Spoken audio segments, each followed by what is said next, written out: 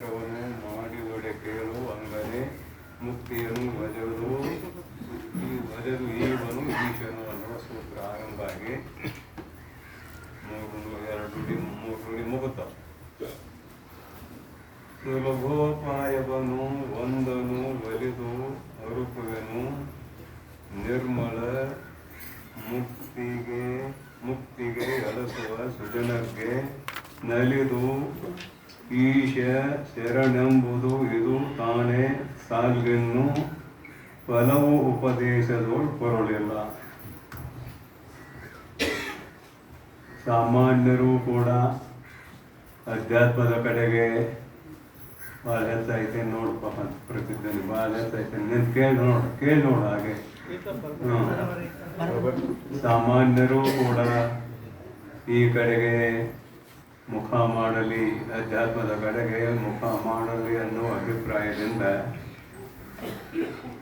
ಭಕ್ತಿಯ ಶ್ರೇಷ್ಠತೆಯನ್ನು ಹೇಳಿದಂಗೂ ಆಗಿರಬೇಕು. ಸಾಮಾನ್ಯರು ಈ ಕಡೆ ಇಚ್ಛೆಯುಳ್ಳವರು ಆಗಿರಬೇಕು ಅನ್ನೋ ಅಭಿಪ್ರಾಯದಿಂದ ಈ ಸೂತ್ರ ಆರಂಭ ಆಗಿದೆ. ಸುಲಭ ಉಪಾಯವನ್ನು ಒಂದನು ಒಲಿದು ಅರುಪುವೆನು.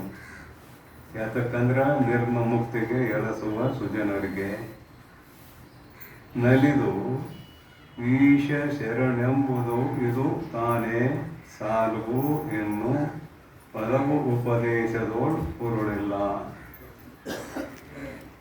ಪೂರ್ವದಲ್ಲಿ ಚಿಂತನೆ ಮಾಡಿದಂತೆ ಪರಮಾತ್ಮ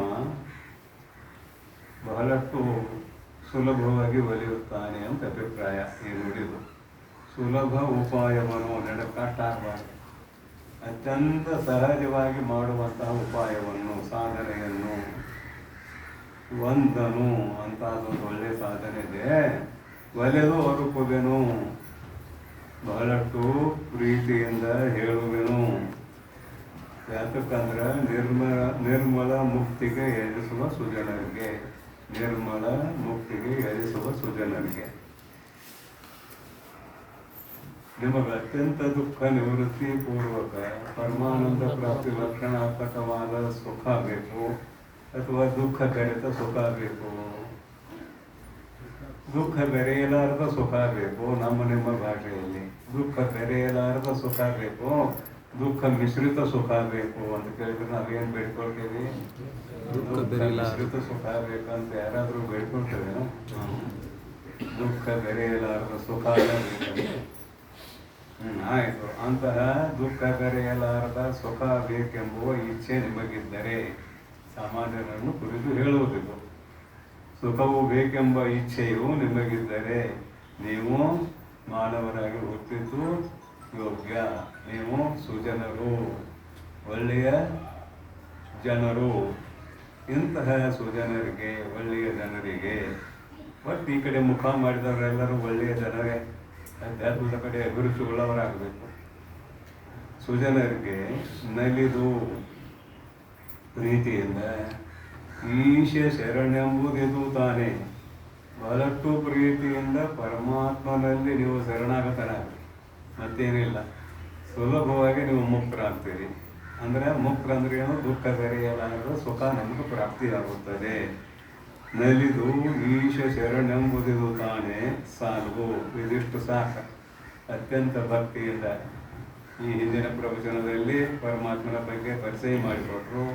ಅಂತಹ ಪರಮಾತ್ಮನ ಉಪಕಾರವನ್ನು ತೀರಿಸುವುದು ಒಂದು ಭಾಗ. ದುಃಖ ಬೆರೆಯಲಾರದ ಸುಖ, ಒಂದು ಸುಖ ಹೋಗಬಾರ್ದು, ಹೋದ ದುಃಖ ಮತ್ತೊರಿಗೆ ಬರಬಾರ್ದು ಅನ್ನುವ ಇಚ್ಛೆ ಯಾರ್ಯಾರಲ್ಲಿದೆ ಅವರೆಲ್ಲರೂ ಸಜ್ಜನರೇ, ಅವರೆಲ್ಲರೂ ಒಳ್ಳೆಯವರೇ. ಅಂತಹ ಸುಜನರಿಗೆ ಇದನ್ನು ಹೇಳ್ತಾ ಇದ್ದೇನೆ. ಕೇವಲ ಅಲ್ಲಿ ಪರಮಾತ್ಮನಲ್ಲಿ ಶುದ್ಧವಾದ ಮನಸ್ಸಿನಿಂದ, ಪ್ರೀತಿಯಿಂದ ಭಕ್ತಿಯನ್ನು ಮಾಡ್ರಿ, ಮತ್ತೇನಿಲ್ಲ. ಶರಣೆಂಬುದು ಪರಮಾತ್ಮನಿಗೆ ಶರಣಾಗತರಾಗ್ರಿ, ಅವನು ಉದ್ಧಾರ ಮಾಡ್ತಾನೆ. ಶರಣೆಂಬುದಿದು ತಾನೇ ಸಾಲುವು. ಇಷ್ಟು ಸಾಕು. ಇನ್ನು ಫಲವು ಉಪದೇಶದೋಳು ಪುರುಳಿಲ್ಲ. ಅನೇಕ ರೀತಿಯಿಂದ ಉಪದೇಶ ಮಾಡುವ ಕೆಲಸ ಏನಿಲ್ಲ. ಕೇವಲ ಭಕ್ತಿ ಒಂದು ಮಾಡಕ್ಕೆ ಕಲೀರಪ್ಪ, ನೀವು ಮುಕ್ತರಾಗ್ತೀರಿ, ನಿಮಗೆ ನಿತ್ಯ ಸುಖದ ಪ್ರಾಪ್ತಿ ಆಗ್ತದೆ ಅಂತ ಅವರ ಮನಸ್ಸನ್ನು ಈ ಕಡೆಗೆ ಎಳೆಯುವುದು. ಅದು ಅಲ್ಲದೆ ಕಲಿಯುಗದಲ್ಲಿ ಪರಮಾತ್ಮ ಭಕ್ತಿಗೆ ಒಲಿಯುತ್ತಾನೆ ಕಲಿಯುಗದಲ್ಲಿ. ಅವನನ್ನು ಒಲಿಸಿಕೊಳ್ಳುವುದಕ್ಕೆ ಹಲವು ಪ್ರೀತಿ ಏಕ ಕಲಿಯುಗದಲ್ಲಿ ಪರಮಾತ್ಮನನ್ನು ಒಲಿಸಿಕೊಳ್ಳುವುದಕ್ಕೆ ಅನನ್ಯ ಪ್ರೇಮಾತ್ಮ ಲಕ್ಷಣಾತ್ಮಕವಾದ ಭಕ್ತಿ, ಅನನ್ಯ ಪ್ರೇಮಾತ್ಮ ಲಕ್ಷಣವಾದ ಭಕ್ತಿಯೇ ಕಾರಣ. ಅದನ್ನು ನೀವು ಮಾಡಬೇಕು, ಸಾಕು. ಆ ಉಪದೇಶ ಈ ಉಪದೇಶ ಏನು ಗಲಾಟೆ ಬೇಡ. ಆಯಿತು ಈ ಸರ್ ಭಾಳ ಚಲೋ ಆಯಿತು ಬರ್ತಾ ಉಂಟಾಗ ಅದನ್ನು ಇದನ್ನು ಮಾಡಿ ಹಂಗೆ ಮಾಡಿ ಹೆಂಗೆ ಮಾಡಿ ಅಂತ ನೀವು ಹೇಳಿದ್ರೆ ಆಗೋದಿಲ್ಲ ಅಂತಾರ ಅವರು. ಅದಕ್ಕೆ ಆಯ್ತು ಇಷ್ಟು ಬರ್ರಿ ಇಷ್ಟು ಮಾಡಿರಿ, ಸಮೀಪ ಬಂದ್ಮೇಲೆ ಮತ್ತೆ ಏನೇನು ಮಾಡ್ತಾರೆ. ಮೊದಲು ಸಮೀಪಕ್ಕೆ ಎಳೆದುಕೊಳ್ಳುವುದೇ ಮುಖ್ಯವಾದ ಗುರಿ. ಸಾಮಾನ್ಯರನ್ನೂ ಕೂಡ ಈ ಕಡೆಗೆ ಎಳೆಯುವುದು. ಯೋಗ ವಿಚಾರ ವಿರಾಗ ವಿದ್ಯಾ ಕರ್ಮ ಪೂಗಾದಿ ಬಹುಕೋಟಗಳನ್ನು ನೀಗಿ ನಿರ್ಮಲ ಶಿವಭಕ್ತಿಯು ಒಂದಿರೆ ಮುಕ್ತನಾಗುವನು, ಇದು ಪರಮಾರ್ಥ. ಆಮೇಲೆ ಸಂಕ್ಷಿಪ್ತವಾಗಿ ಹೇಳಿದ್ದನ್ನು ಇದರ ಕೆಳಗೆ ಹೇಳ್ತಾರೆ ನೋಡ್ರಿ. ಯೋಗ ಅಂದರೆ ಯೋಗಶಾಸ್ತ್ರ, ಯಮ ನಿಯಮ ಆಸನ ಪ್ರಾಣಾಯಾಮ ಪ್ರತ್ಯಾಹಾರ ಧಾರಣ ಧ್ಯಾನ ಸಮಾಧಿ ಯಂತ್ರಗಳಿಂದ ಕೂಡಿದ್ದು ಯೋಗ. ವಿಚಾರ, ಆತ್ಮ ಅಂದ್ರೇನು, ಅನಾತ್ಮ ಅಂದ್ರೇನು, ಜಡ ಅಂದ್ರೇನು, ಚೇತನ ಅಂದ್ರೇನು, ಇದು ವಿಚಾರ. ಆತ್ಮ ಅನಾತ್ಮ ವಿಚಾರ. ವಿರಾಗ, ಇಹಲೋಕದ ಪರಲೋಕದ ಸಕಲ ಪದಾರ್ಥಗಳಲ್ಲಿ ಆಸಕ್ತಿ ಇರಬಾರ್ದು. ವೈರಾಗ್ಯ ಇರಬೇಕು. ವಿದ್ಯಾ, ಆತ್ಮವಿದ್ಯೆ, ಎಲ್ಲವನ್ನು ಅರಿದು ಫಲವೇನಯ್ಯ ತನ್ನ ತಾನರಿಯದಕ್ಕೆ. ಅಧ್ಯಾತ್ಮ ವಿದ್ಯಾನಾಂ ವಾದ ಪ್ರಬಲತಾಮಹಂ. ಗೀತೆಯಲ್ಲಿ ಭಗವಂತ ಏನು ಹೇಳ್ತಾನೋ, ಎಲ್ಲ ವಿದ್ಯೆಗಳಲ್ಲಿ ನಾನು ಅಧ್ಯಾತ್ಮ ವಿದ್ಯೆಯಾಗಿದ್ದೇನೆ. ಅಧ್ಯಾತ್ಮ ವಿದ್ಯೆ ಅಂದರೆ ಆತ್ಮನನ್ನು ತಿಳಿದುಕೊಳ್ಳುವಂಥ. ಗುರುಗಳು ತಿಳಿಸಿಕೊಡ್ತಾರೆ, ಶಿಷ್ಯರು ತಿಳಿದುಕೊಳ್ಳುತ್ತಾರೆ. ಇಂತಹ ವಿದ್ಯೆ ನಾನು ಆಗಿದ್ದೇನಂತ ಗೀತೆಯಲ್ಲಿ ಭಗವಂತ ಹೇಳಿದಾನಲ್ಲ, ಅದು ವಿದ್ಯೆ. ಕರ್ಮ ಅಂದರೆ ಫಲಾಪೇಕ್ಷೆ ಇಲ್ಲದೆ ಎರಡು ರೀತಿಯ ಕರ್ಮ, ನಿಷ್ಕಾಮ ಸಕಾಮ. ಸತ್ಕರ್ಮ ಅಸತ್ಕರ್ಮ ಅಂತಲ್ಲ. ಸತ್ಕರ್ಮವೇ ಫಲಾಪೇಕ್ಷೆಯಿಂದ ಮಾಡೋದು, ಫಲಾಪೇಕ್ಷೆ ಇಲ್ಲದೆ ಮಾಡೋದು ಎರಡಾಗ್ತಾವೆ. ಅಸತ್ಕರ್ಮ ಅಂತೂ ಬಿಡೋದು, ಅದನ್ನು ಮಾಡುವ ಹಾಗಿಲ್ಲ, ಅದು ನಿಶ್ಚಿತ ಕರ್ಮ.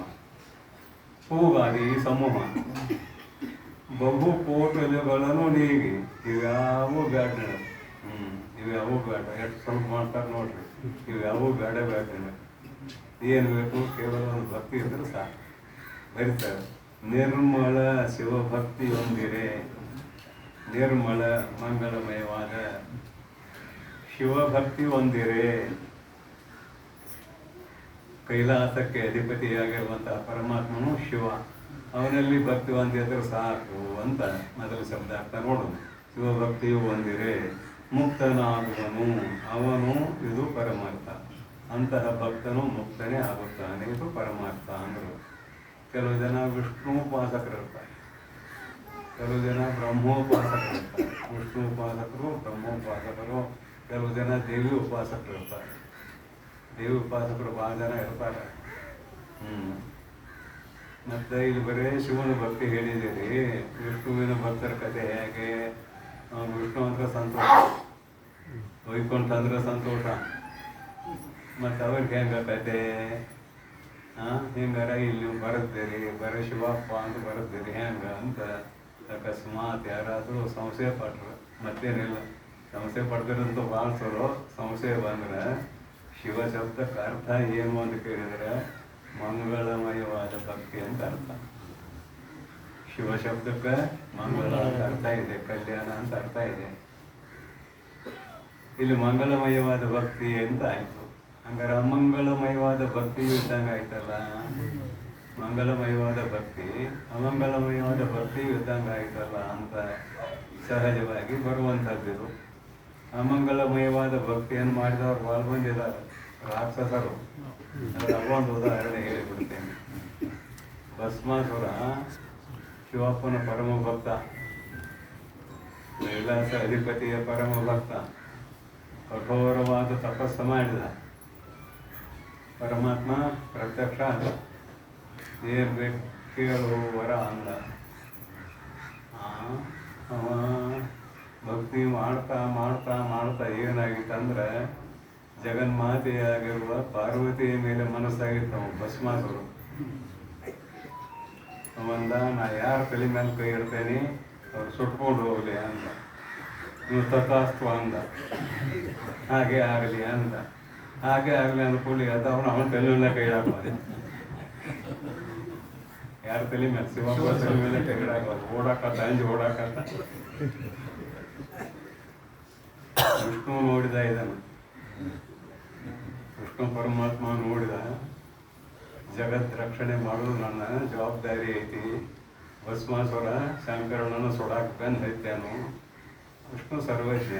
ಅವನೇನು ಮಾಡಿದ, ನೀವು ಯಾಕೆ ಅವನು ಸುಡಾಕ್ ಹೊಂಟ ಅಂದ್ರೆ ಪಾರ್ವತಿಯ ಮೇಲೆ ಒಂದು ಮನಸ್ಸಾಗೈತಿ, ಅದಕ್ಕೆ ಸುಡಾಕ್ ಹೊಂಟ ಅಂತ ಅನ್ನೋ ರೂಪ ಬಿಟ್ಟ. ಸುಂದರವಾದ ಸ್ತ್ರೀ ಅದ. ಎದುರಿಗೆ ಬಂದ. ನೀವು ತಿಳ್ಕೊಂಡ ಈಕೆ ಪಾರ್ವತಿ ಅಂತ. ಭಾಳ ಸಂತೋಷ ಆಯ್ತು. ನಾನೇನು ಮದುವೆ ಆಗಕ್ಕೆ ಬಂದೇನು. ಆದ್ರೆ ನಾನು ನರ್ತನ ಮಾಡಿದಾಗ ನೀವು ನರ್ತನ ಮಾಡಿ ನಾನು ಸೋಲಿಸ್ಬೇಕು. ನಾನು ಸೋಲಿಸ್ತಾನು ನಿನ್ನ ಮದುವೆ ಆಕೆ. ಯಾಕಾಗಲ್ಲ, ನೀನು ಮಾಡ್ತೀನಿ ನರ್ತನ ಮಾಡಿ ಹೆಂಗೆ ಜಿಗಿದಾಡ ನಾನು ಜಿಗಿದಾಡ್ತೇನೆ. ಆಯಿತು, ಅಕ್ಯೂಜಿಗೆ ಯಾಕತ್ತಳು ಇವನು ಜಿಗಿದಾಡಕತ್ತ. ಹಂಗೆ ಮಾಡಿ ಹೆಂಗೆ ಮಾಡಿ ಹಂಗೆ ಮಾಡಿ ಹೆಂಗೆ ಮಾಡಿ ಮನೆಗೆ ಹಾಕಿ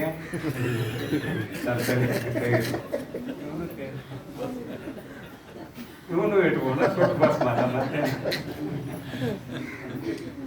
ಇದು ಅಮಂಗಲಮಯವಾದ ಭಕ್ತಿ. ನಾಗೆಲ್ಲ ಕೊಟ್ಟದು ಮತ್ತೇನೆಲ್ಲ ಮಂಗಲಮಯವಾದ ಭಕ್ತಿ ಅಲ್ಲ. ಇಂಥವು ಎಷ್ಟು ರಾಕ್ಷಸರು, ಎಷ್ಟು ಲೋಕ ಕಂಟಕರು. ಅಮಂಗಲಮಯವಾದ ಭಕ್ತಿಯನ್ನು ಮಾಡಿದವರು ಲೋಕ ಕಂಟಕರು ಎಷ್ಟು ಜನ ಇದ್ದಾರೆ? ಅದು ಭಾಳ ಜನ ಇದ್ದಾರೆ. ಸುಮ್ಮನೆ ಒಂದು ಉದಾಹರಣೆ ಅಷ್ಟೇ ಬಳಸಿದ್ದು, ಮತ್ತೇನಿಲ್ಲ. ಹಾಗಾಗಿ ಇಲ್ಲಿ ಶಿವ ಶಬ್ದಕ್ಕೆ ಏನು ಅರ್ಥ ಮಾಡ್ಬೇಕು ನಾವು? ಮಂಗಲಮಯವಾದ ಭಕ್ತಿ ಅಂತ ಅರ್ಥ ಮಾಡ್ಬೇಕು. ಮಂಗಲಮಯವಾದ ಕಾಲ ಕರ್ಮ ಮಾಯೆ ಎಂಬುವನು ಗೆಲ್ಲಬಹುದು. ವಿಷಾದ ಮತಿಗಳು ಶಿವಭಕ್ತಿಯುಕ್ತರಾಗಿರಿ ಅಂತ ಒಂದು ಪದ ಇದೆ. ಕಾಲ ಕರ್ಮ ಮಾಯೆ. ಕಾಲ ಯಮಧರ್ಮ, ಕರ್ಮ ದುಷ್ಕರ್ಮ, ಮಾಯೆ ಅಂದ್ರೆ ಮಾಯನ. ಇವು ಮೂರನ್ನು ಗೆಲ್ಲಲಿಕ್ಕೆ ಬರ್ತದೆ. ಎಂಥ ಭಕ್ತಿ ಮಾಡಿದಾಗ ಅಂದ್ರೆ ವಿಶಾಲವಾಗಿರಬೇಕು, ಅದು ಶಿವಮಯವಾಗಿರಬೇಕು ಅಂತ ಏನು ಹೇಳ್ಕೊಂಡ್ಬಂದ ನೀತಿ ಕ್ರಿಯಾಚಾರ್ಯ ಸ್ಥಳದಲ್ಲಿ. ಇಲ್ಲಿ ಶಿವ ಶಬ್ದಕ್ಕೆ ಕೇವಲ ಕೈಲಾಸಾಧಿಪತಿ ಅಂತ ಅರ್ಥ ಮಾಡಬೇಡ್ರಿ, ಸಗುಣ ಬ್ರಹ್ಮ ಅಂತ ಅರ್ಥ ಮಾಡಿ. ಏನಂತ? ಸಗುಣ ಬ್ರಹ್ಮ. ಸಗುಣ ಬ್ರಹ್ಮ ಅಂತ ಅರ್ಥ ಮಾಡಿದಾಗ ನೀವು ಯಾವ ಹೆಸರು ಕರಿತೀರಿ ಕರೀರಿ. ಶಿವ ಅಂದ್ರು ಸಗುಣ ಬ್ರಹ್ಮ, ವಿಷ್ಣು ಅಂದ್ರು ಸಗುಣ ಬ್ರಹ್ಮ, ಚತುರ್ಮುಖ ಬ್ರಹ್ಮ ಅಂದ್ರು ಸಗುಣ ಬ್ರಹ್ಮ, ಪ್ರಜಾಪತಿ ಬ್ರಹ್ಮ ಅಂತ ಕರಿತೀವಿ ಅವನು. ಹೀಗಾಗಿ ಇಲ್ಲಿ ಶಿವ ಶಬ್ದಕ್ಕೆ ಮಂಗಲ ಅಂತ ಅರ್ಥ ಮಾಡಿದಾಗ ಯಾರಿಗೂ ತಕರಾರು ಮಾಡಲಿಕ್ಕೆ ಜಾಗವೇ ಇಲ್ಲ. ಏನು ತಕರಾರು ಮಾಡಕ್ಕೆ ಬರ್ತದೋ? ಬರುವುದಿಲ್ಲ. ದೇವನೊಬ್ಬ ನಾನೊಬ್ಬ, ಏಕಂ ಸತ್ ವಿಪ್ರಾಹ ಬಹುಧಾ ವದಂತಿ. ಇದು ಋಗ್ವೇದ. ಏಕಂ ಸತ್ ವಿಪ್ರಾಹ ಬಹುಧಾ ವದಂತಿ. ಸಗುಣ ಬ್ರಹ್ಮ ಆದಾಗ ಬಹುಧ. ನಿರ್ಗುಣ ಬ್ರಹ್ಮದಲ್ಲಿ ಏಕ ಇದೆ, ಒಂದೇ ಇದೆ, ಅನೇಕತ್ವ ಇಲ್ಲ. ಸಗುಣ ಆಯಿತು, ಅನೇಕ ಆಯಿತು. ನೀವು ಯಾವ್ದಾರ ಹೆಸರು ಹಿಡಿದು ಕರೀಪ, ಯಾವ ಹೆಸರು ಹಿಡಿದು ಕರೆದ್ರು ಸಗುಣ ಬ್ರಹ್ಮ ಅಂತ ಇದರ ಅರ್ಥ. ಅದಕ್ಕೆ ಇಲ್ಲಿ ಶಿವ ಶಬ್ದಕ್ಕೆ ಸಗುಣ ಬ್ರಹ್ಮ ಅಂತ ಒಂದು ಅರ್ಥ ಮಾಡಬೇಕು. ಮಂಗಲಮಯವಾದ ಭಕ್ತಿ ಅಂತ ಅದರ ಜೊತೆಗೆ ಇನ್ನೊಂದು ಅರ್ಥ ಮಾಡಬೇಕು ಅಂತ ಇಲ್ಲಿ ಅಭಿಪ್ರಾಯ. ಶಿವಭಕ್ತಿಯು ಬಂದಿರೆ ಮುಕ್ತನಾಗುವನು, ಅವನು ಇದು ಪರಮಾರ್ಥ. ಅಂತಹ ಭಕ್ತನು ಮುಕ್ತನು ಆಗಿ ಆಗುತ್ತಾನೆ. ಭವಸಾಗರವನ್ನು ದಾಟಿಯೇ ದಾಟುತ್ತಾನೆ. ಏನು ಸಂಶಯ ಇಲ್ಲ. ಭವಸಾಗರದ್ರಲ್ಲ ದಾಟುದು. ಭವಸಾಗರ ಇಲ್ಲ ಅಂತ ನಿಶ್ಚಯ ಮಾಡ್ತಾನೆ, ಮತ್ತೇನಿಲ್ಲ. ತೋರುವ ಪ್ರಪಂಚ ಇಲ್ಲ ಎಂದು ನಿಶ್ಚಯ ಮಾಡುತ್ತಾನೆ. ಇದು ಪರಮಾರ್ಥ, ಇದು ಯಥಾರ್ಥ, ಇದು ಸತ್ಯ. ಕಲಿಯುಗದಳು ಶಂಭು ಸುಲಭನು ಎನಿಪನಾಗಿ ನಲಿದು ತತ್ಪದ ಯುಗ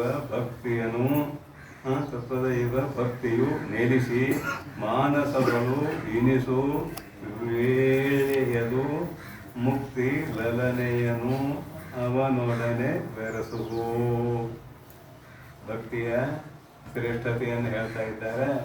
ಇದು ಸುಲಭ, ಭಕ್ತಿ ಮಾಡೋದು ಬಹಳ ಕಷ್ಟ ಇಲ್ಲ, ಸುಲಭ ಅನ್ನುವ ಅಭಿಪ್ರಾಯದಿಂದ ಕಲಿಯುಗದವರು ಈ ಕಲಿಯುಗದಲ್ಲಿ ಪರಮಾತ್ಮ ಯಾವುದಕ್ಕೆ ಒಲಿತಾನಂದ್ರೆ ಭಕ್ತಿಗೆ ಒಲಿತಾನೆ. ಶಂಭು ಸುಲಭನು ಎನಿಪನಾಗಿ, ಯಾವುದಕ್ಕೆ ಭಕ್ತಿಯಿಂದ ಪರಮಾತ್ಮನು ಸುಲಭವಾಗಿ ಒಲಿಯುತ್ತಾನೆ. ಸುಲಭನು ಎನಿಪನಾಗಿ ನಲಿದು ಸಂತೋಷದಿಂದ ಪ್ರೀತಿಯಿಂದ ತತ್ಪದ ಯುಗ ಪರಮಾತ್ಮನ ಪಾದಕಮಲಗಳನ್ನು ಭಕ್ತಿಯಿಂದ ಅಥವಾ ಪಾದಕಮಲಗಳಲ್ಲಿ ಭಕ್ತಿಯು ನಿಲ್ಲಿಸಿ, ಪರಮಾತ್ಮನ ಪಾದಕಮಲಗಳಲ್ಲಿ ಭಕ್ತಿಯು ದೃಢವಾಗಿರಬೇಕು. ಮಾನಸದಳು ಇಳಿಸು ವೇಳೆಯದು, ಮನಸ್ಸಿನಲ್ಲಿರಬೇಕು, ಕಾಯಕದಲ್ಲಿ ಇರಬೇಕು. ಯಾವಾಗಲೂ ಪರಮಾತ್ಮನ ಪಾದ ಕಮಲಗಳಲ್ಲಿ ಭಕ್ತಿಯುಳ್ಳವನಾಗಿ ಇಳಿಸು. ಸ್ವಲ್ಪ ವೇಳೆಯದು, ಸ್ವಲ್ಪ ಆದರೂ ಸಾಕು. ಪ್ರತಿದಿನ ಮರೆಯದೆ ನಿನಗೆ ಎಷ್ಟು ಸಮಯ ಸಿಗುತ್ತದೋ ಆ ಸಮಯದಲ್ಲಿ ಭಕ್ತಿಯನ್ನು ಕೈಕೋ. ವೇಳೆಯದು ನೀ ಭಕ್ತಿಯಂತಹದ್ದನ್ನು ಮಾಡಿದಾದರೆ ಮುಕ್ತಿ ಲಲನೆಯನು ಅವನೊಡನೆ ಬೆರೆಸುವು. ಮೋಕ್ಷವು ಅವನು, ಅಂದರೆ ಮುಕ್ತಿ ಅಂದರೆ ಸ್ತ್ರೀಲಿಂಗ ಇದೆಯದು, ಮೋಕ್ಷವು ಅವನು ಇದ್ದಲ್ಲಿಯೇ ಬರುತ್ತದೆ, ಅಂದರೆ ಮುಕ್ತನಾಗುತ್ತಾನೆ ಅಂತ ಇಷ್ಟೇ ಅರ್ಥ. ಇಲ್ಲಿ ಮುಕ್ತಿ ಲಲನೆ ಅಂತ ಬರುತ್ತಾ, ಮುಕ್ತಿ ಎಂಬುವ ಸ್ತ್ರೀಯರು ಅಂತಹ ಭಕ್ತನನ್ನು ಬಂದು ತಾನೇ ಎತ್ತಿಕೊಳ್ಳುತ್ತಾಳೆ. ಆ ಮುಕ್ತಿ ಎನ್ನುವ ಸ್ತ್ರೀಯನ್ನು ಅರಿಸುವ ಕರ್ತವ್ಯ ಅವನಲ್ಲಿ ಇಲ್ಲ. ಭಕ್ತಿ ಹೊಂದಿದ್ದರೆ ಸಾಕು, ಮೋಕ್ಷ ಹಾಗೆ ಆಗುತ್ತದೆ, ಸಂಶಯವಿಲ್ಲ. ಅಭಿಪ್ರಾಯ ಏನು ಅನ್ನೋದು ಗೊತ್ತಾಗೋದಿಲ್ಲ, ಮೊದಲು ಹೇಗಾಗೈತಿ. ಸಾಮಾನ್ಯರೂ ಕೂಡ ಅಧ್ಯಾತ್ಮದ ಕಡೆಗೆ ಒಲವು ಉಳ್ಳವರಾಗಲಿ ಅನ್ನುವ ಮುಖ್ಯ ಅಭಿಪ್ರಾಯ. ಅದನ್ನು ಮರಿಬೇಡ್ರಿ. ಸಾಧಕರು ಮತ್ತಂತೂ ಮಾನಸರು ಅಲ್ಲ, ದಿನ ಇಷ್ಟ ಮಾಡ್ಕೊಂಡು ಹೋಗು ಅನ್ಕಿದ್ದೇನೆ. ಗುರುಪಾದ ಸೇವೆಯನ್ನು ಒಲವಿಂದ ಮಾಡದೆ, ಹೊರ ನಿಗಮವನ್ನು ನೋಡಿ ಮಾಡದೆ, ಶರೀರ ಮುಂತಾದ ಉಪಾಧಿಗಳನ್ನು ಈಡಾಡದೆ ಎನ್ನುವುದು ಹೇಳಿದಿರಿ, ಓದ್ಕೊಂಡು ಬಂದಿದ್ದೀರಿ. ನಾ ಹೇಳಿಲ್ಲ, ಓದ್ಕೊಂಡು ಬಂದಿದ್ದೀರಿ, ಕೇಳಿದ್ದೀರಿ. ಮತ್ತು ಅವನ್ನೆಲ್ಲ ಯಾಕೆ ಬರೋರು ಅಂದ್ರೆ ಸಾಧಕರಿಗೆ ಬರ್ತಾರೆ. ಮತ್ತು ಇದನ್ನ ಯಾಕೆ ಹೇಳಕತ್ತಾರ ಅಂದ್ರೆ ಸಾಧಕರಲ್ಲದ ಸಾಮಾನ್ಯರೂ ಕೂಡ ಈ ಕಡೆಗೆ ಬರುವಂಥವರಾಗಲಿ ಅನ್ನುವ ಅಭಿಪ್ರಾಯದಿಂದ ಹೇಳಕತ್ತಾರ ಅಂತ ಇದರ ಅಭಿಪ್ರಾಯ. ಆಯಿತು, ಎಷ್ಟು ಸುಲಭ ಮಾಡ್ತಾರೆ ನೋಡ್ರಿ.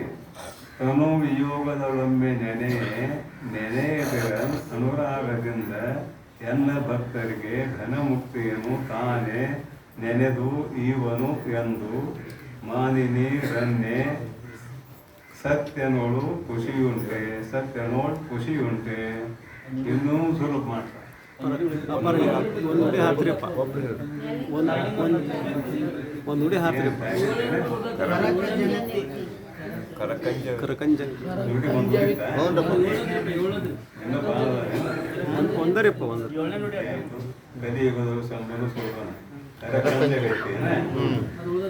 ಕರಕಾಂಚ ವ್ಯಕ್ತಿ ಪ್ರತಿಜ್ಞೆಯನು ಈಶನು ವರವೇದವು ಅರಿಯೇ ಮಾಡಿದನು ಎಂದು ಪರಮ ವಿಶ್ವಾಸದೊಡನೆ ತನ್ನನು ಐದಿದ ಪುರುಷರಿಗೆ ಭವಬಾಧೆ ಹೊರತೆಂದು ಇದೊಂದು ನುಡಿ ಉಳಿತ. ಆಯಿತು, ಪರಮಾತ್ಮ ಪ್ರತಿಜ್ಞೆ ಮಾಡಿದಾನಂತ, ಹಾನಿ ಮಾಡಿ ಹೇಳ್ಯಾನ. ಏನಂತ, ನಿಮ್ಮನ್ನು ಉದ್ಧಾರ ಮಾಡೇ ತೀರ್ತೇನೆ ಅಂತ. ಯಾರನ್ನ? ಭಕ್ತರನ್ನು. ನಿಮ್ಮನ್ನಂದ್ರೆ ಎಲ್ಲರನ್ನೂ ಅಲ್ಲ, ಭಕ್ತರನ್ನು ಉದ್ಧಾರ ಮಾಡಿಯೇ ಮಾಡುತ್ತೇನೆ ಅಂತ ಪ್ರತಿಜ್ಞೆ ಮಾಡಿದಾನ. ಕರಕಂಜವೆತ್ತಿ ತನ್ನ ಕಮಲದಂತಹ ಕರಗಳನ್ನು ಎತ್ತಿ ರೂಪ ಕೊಟ್ಟವರು ನಾವು. ಅವೊಂದು ಸಂಸಾರನು ಓಡಿಬಿಟ್ಟು ಪಾಪ, ಎಂಥ ಸಂಸಾರ, ವಿಚಿತ್ರ ಸಂಸಾರ. ಅದು ಕಮಲದಂತಹ ಕೈಗಳು ಇವೆ ಅಂತ ನಾವು ರೂಪ ಕೊಟ್ಟವರು ಅಂತ ಅಭಿಪ್ರಾಯ. ಕರಕಂಜವೆತ್ತಿ ಈಶನು ಪ್ರತಿಜ್ಞೆಯನು, ಪ್ರತಿಜ್ಞೆಯ ಈಶನು ವರವೇದವರಿಯೇ ಶ್ರೇಷ್ಠವಾದ ವೇದಗಳಲ್ಲಿ ಅರಿಯುವಂತೆ ಈಶನು ಪ್ರತಿಜ್ಞೆಯನ್ನು ಮಾಡಿದನು. ಪ್ರತಿಜ್ಞೆಯನ್ನು ಮಾಡಿದಾನಂತೆ. ಹೇಗೆ ಮಾಡಿದಾನು ಅಂದ್ರೆ ಎಂದು ಈ ಪ್ರಕಾರ ಮಾಡಿದ ಅಂದ್ರೆ ಮುಂದೆ ಹೇಳುವ ಪ್ರಕಾರ ಮಾಡಿದಾನೆ. ಪರಮ ವಿಶ್ವಾಸದೊಡನೆ, ನಂಬಿಕೆ ಬಹಳ ಮುಖ್ಯ. ಶ್ರದ್ಧಾವಾನ್ ಲಭತೆ ಜ್ಞಾನಂ ಅಂತ ಗೀತೆಯಲ್ಲಿ ಹೇಳಿದಂತೆ ನೀವು ಯಾವುದನ್ನಾರ ಮಾಡ್ರಿ ಅದರಲ್ಲಿ ವಿಶ್ವಾಸ ಇರಲಿ. ಈಗ ಭಕ್ತಿ ಹೇಳಕತ್ತ. ಬರಬೇದುವರಿಯೇ ಮಾಡಿದನು ಎಂದು ಪರಮ ವಿಶ್ವಾಸದೊಡನೆ ತನ್ನನ್ನು ಒಯ್ದಿದ ಅತ್ಯಂತ ನಂಬಿಕೆಯಿಂದ ತನ್ನನ್ನು ಸೇವಿಸುವ, ತನ್ನನ್ನು ಸ್ಮರಿಸುವ, ತನ್ನನ್ನು ಪೂಜಿಸುವ, ತನ್ನನ್ನು ಒಯ್ದಿದ ಪುರುಷರಿಗೆ ವಿಚಾರ ಚಂದ್ರೋದಯ ಓದಿದಿರಲ್ಲ, ಪುರುಷ ಇಚ್ಛಾ ವಿಷಯ ಪುರುಷಾರ್ಥ ಅಂದ್ರೆ ಏನು? ಪುರುಷಾರ್ಥ ಅಂದ್ರೆ ಏನು? ಯಾವುದು ಪುರುಷರ ಇಚ್ಛೆ? ಧರ್ಮ, ಅರ್ಥ, ಕಾಮ, ಪುರುಷ ಇಚ್ಛಾ ವಿಷಯ ಅಂದ್ರೆ ಹೆಣ್ಮಕ್ಳಿಗೆ ವಿಷಯ ಅಲ್ಲೇನದ? ಪುರೇ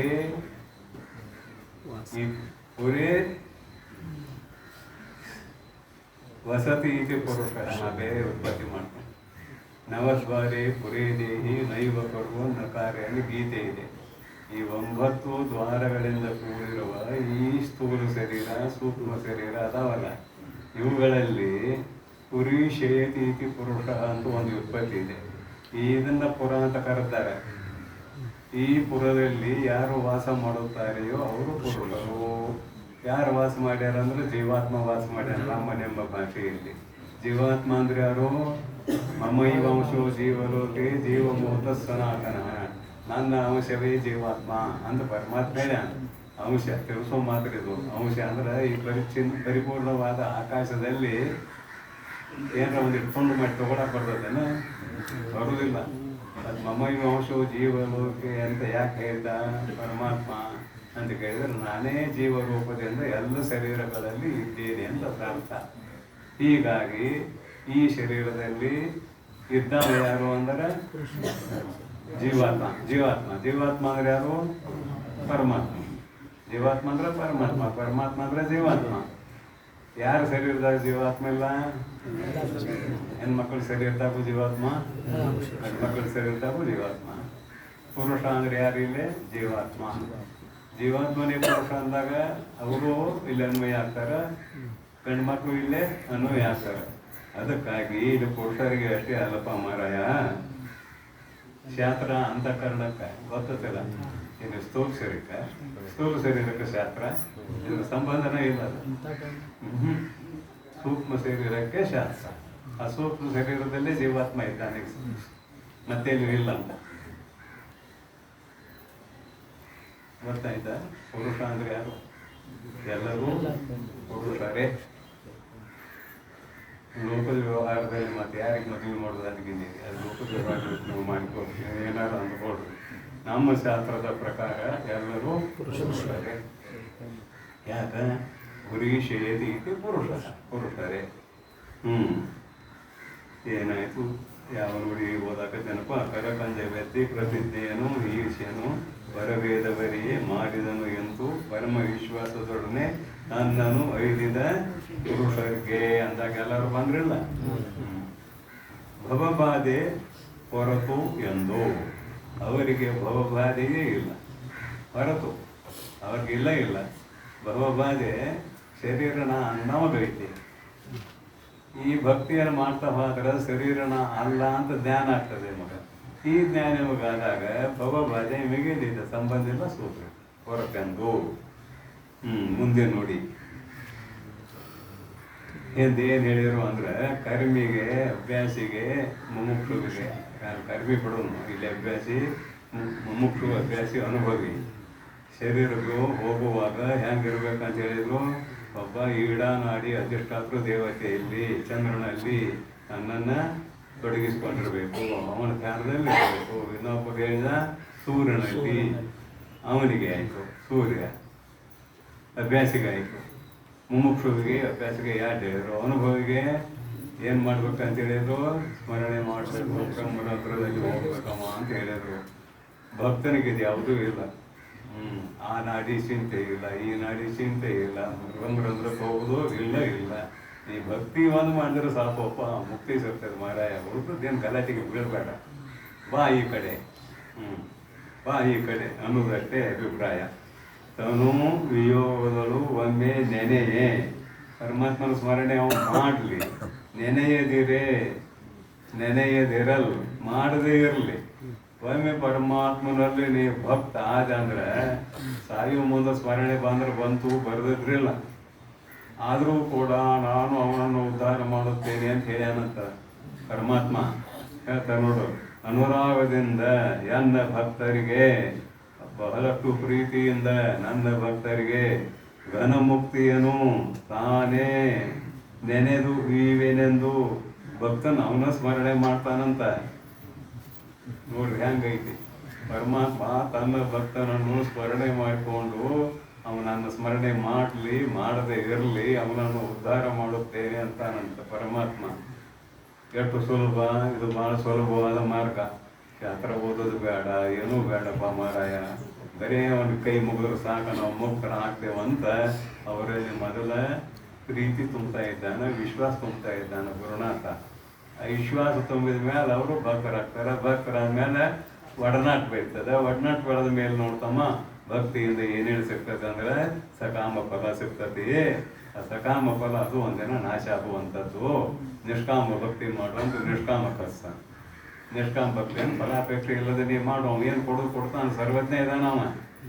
ಬೇಡ ಪರಮಾತ್ಮ ಸರ್ವಜ್ಞ ಇದ್ದಾನೆ, ನೀ ಬೇಡಕ್ಕೆ ಹೋಗ್ಬೇಡ. ಬೇಡಿದೆ ಅಂದ್ರೆ ಕುತ್ಸಕ್ಕಿ, ನೀ ಬೇಡದೆ ಇದ್ರೆ ಹೆಚ್ಚು ಕೊಡ್ತಾನೆ, ಬೇಡದೆ ಅಂದ್ರೆ ಕಡಿಮೆ ಕೊಡ್ತಾನೆ. ನಿಮ್ಗೆ ಹೇಳಿ ಅವ್ರು ಮತ್ತೇನು ಮಾಡೋದು, ನಿಷ್ಕಾಮ ಸೇರ್ಕೋಸೋದು. ಆಮೇಲೆ ಚಿತ್ತಶುದ್ಧಿ ಆಗ್ತೈತೆ. ಅವ್ನು ಚಿತ್ತಶುದ್ಧಿ ಆದ್ಮೇಲೆ ಇದೆಲ್ಲ ತಿಳಿಯಾಕ ಚಾಲು ಆಗ್ತೈತಿ. ಕ್ಷೀಣಿ ಪುಣ್ಯ ಮತ್ತೆ ಲೋಕಮಿಷಂತಿ ಮೇಲೆ ಲೋಕಪಾದವರೆಲ್ಲ ಕೆಳಗೆ ಬರ್ತಾರೋ, ಇಲ್ಲಿ ಗರಿಸ್ತವ್ರ ಇಲ್ಲಿ ಗರಿಸಿದ್ದೆಲ್ಲ ಇಲ್ಲೇ ಬಿಟ್ಟು ಹೋಗ್ತಾರೋ, ಇದೆಲ್ಲ ಅವನಿಗೆ ತಿಳಿಯಲಿಕ್ಕೆ ಆರಂಭ ಆಗ್ತದೆ. ಅದು ಆರಂಭ ಆದಾಗ ಏನಾಗ್ತಾನೆ, ಅದಕ್ಕೆ ಗುರುನಾಥ ನಾ ಇನ್ನೊಮ್ಮೆ ಈ ಶರೀರ ತೊಟ್ಕೊಂಡು ಬರಬಾರ್ದಪ್ಪ, ಹಾಗೆ ಮಾಡು ಅಂತ ಮತ್ತೆ ಮುಕ್ತಿ ಕೊಡ್ತೇನೆ ಅಂತ ನೋಡಿ ಇಲ್ಲಿ ಪರಮಾತ್ಮ. ಇದು ರೋಚಕ ವಾಕ್ಯ, ರೋಚಕ ವಾಕ್ಯ ಅಂತ ಶಾಸ್ತ್ರ. ಪ್ರೀತಿ ಉಂಟಾಗುವುದಕ್ಕೆ ಭಯಾನಕ ವಾಕ್ಯ, ಮೂರ್ಖರ ವಾಕ್ಯ ಇದಾವೆ ಕೇಳಿದ್ದೀರಿ. ರೋಚಕ ವಾಕ್ಯ, ಭಯಾನಕ ವಾಕ್ಯ, ಸಿದ್ಧಾರ್ಥ ಬೋಧಕ ವಾಕ್ಯಗಳು ಅಂತ ಮೂರ್ಖರ ವಾಕ್ಯಗಳು. ಪಾಪಕರ್ಮ ಬಿಡಿಸುವಾಗ ಭಯಾನಕ ವಾಕ್ಯಗಳು. ಈ ಸಾತ ಮೇಲೆ ಯಮಧರ್ಮ ಎಳ್ಕೊಂಡು ಹೋಗ್ತಾನ, ಅಲ್ಲಿ ಅಂತ ನರಕದ ಅಂತ ವರ್ಣನೆ ಮಾಡ್ಯಾರ.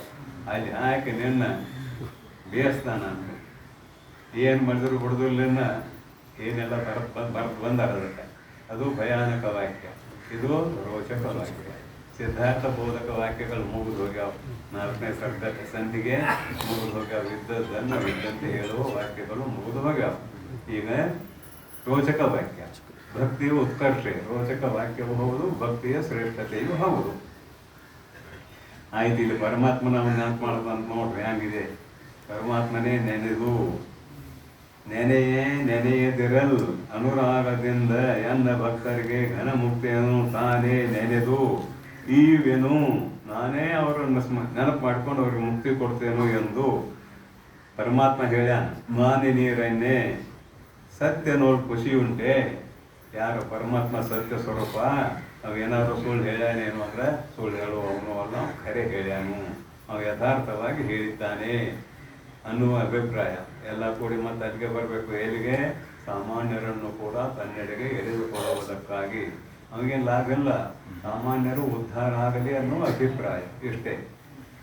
ಅನಿಮಿತ್ತ ಬಂಧು ದಯಾಳು ಶಂಕರನು ಈಶನು ಅನಘನು ಆನಂದವಾರಿಸಿ ತನ್ನ ನೆನಪು ಮಾತ್ರಗಳು ಮುಕ್ತಿಯನು ಈವೆನು ಎಂದು ಸಜ್ಜನರು ನಂಬುವುದು. ಈವನು ಎಂದು ಮುಕ್ತಿಯನು ಈವನು ಎಂದು ಸಜ್ಜನರು ನಂಬುವುದು ಸುಸ್ಥಿರವಾಗಿ. ಪರಮಾತ್ಮ ಅನಿಮಿತ್ತ ಬಾಂಧವನು, ನೀವೇನು ಕೊಡೋದ ಬೇಡ ಅವನಿಗೆ, ಅವನು ಅಲಿಸ್ಕೊಳ್ಳಿಕ್ಕೆ ಕೊಡೋದೇ ಬೇಡ. ಅವನಲ್ಲಿ ಭಕ್ತಿ ಒಂದು ಮಾಡಿದ್ರು ಸಾಕ್ತೇನೆ. ಅನಿಮಿತ್ತ ಬಾಂಧವನು, ನಿಮಿತ್ತ ಬಾಂಧವರು ಭಾಳ ಮಂದಿ, ಅನಿಮಿತ್ತ ಬಾಂಧವ ಒಬ್ಬ ಪರಮಾತ್ಮ. ನಿಮಿತ್ತ ಬಾಂಧವರು ಭಾಳ ಮಂದಿ. ನಿಮಗೆ ಬಡತನ ಬಂದಾಗ ಯಾರು ನಿಮಿತ್ತ ಬಾಂಧವರು ಇರ್ತಾರಲ್ಲ ಅವ್ರು ದೂರ ಹೋಗ್ತಾರೆ. ಶ್ರೀಮಂತಿಕೆ ಬಂದಾಗ ಸಮೀಪ ಬರ್ತಾರೆ. ಪರಮಾತ್ಮ ದೂರ ಹೋಗೋವನು ಅಲ್ಲ, ಸಮೀಪ ಇರೋನು, ಭಕ್ತರ ಸಮೀಪ ಇರೋನು. ನೀವು ಬಡವರ ಇರು, ಶ್ರೀಮಂತರ ಇರು, ಮೇಲೆ ನುಡಿಯಾಗ ಎಷ್ಟು ಚಂದ ಹೇಳ್ಯಾರ ನೋಡು. ಅವ ಸಾಯೋ ಮುಂದೆ ನಾನು ನೆನಪು ಮಾಡ್ಯಾರ ಮಾಡಿ ಬಿಟ್ಟಾರ ಬಿಟ್ವಿ, ನಾ ಅಂತೂ ನೆನಪು ಮಾಡಿ ಅವನು ಉದ್ಧಾರ ಮಾಡಿ ತಿರುಗ್ತೇನೆ ಅಂತ ಹೇಳ್ಯಾನ. ಪರಮಾತ್ಮ ಅಂದ್ರೆ ಅನಿಮಿತ್ತ ಬಾಂಧವನು, ಯಾವ ನಿಮಿತ್ತ ಬೇಕಾಗಿಲ್ಲ.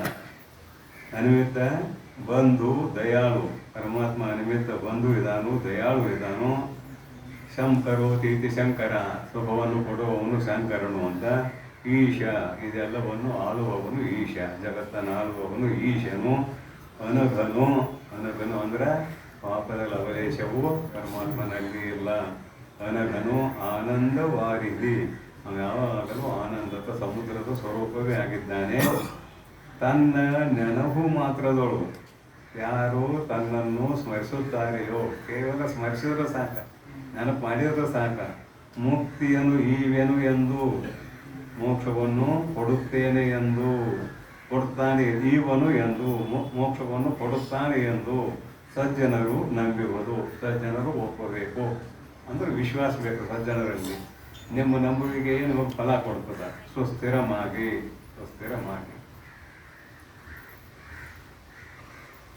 ಆಯಿತು. ಇದು ಮುಂದೆ ನುಡಿ ನೋಡೋಣ. ಕುಂದದಿಹುದು ದೋಷ ವಿಧಿ ಕಲಿಯುಗದೊಳಗೆ ಒಂದು ಒಳ್ಳಿತ್ತು ಇಲ್ಲೆಂದು ಏನಿದೆಪ್ಪ ಇಲ್ಲಿ? ಒಳ್ಳಿತ್ತು ಇಲ್ಲು ಎಂತುಂ ಆಗ್ಬೇಕಲ್ಲಿ ಮೂ ಆಗ್ಬಿದ್ದಕ್ಕೆ ಅಕ್ಷರ.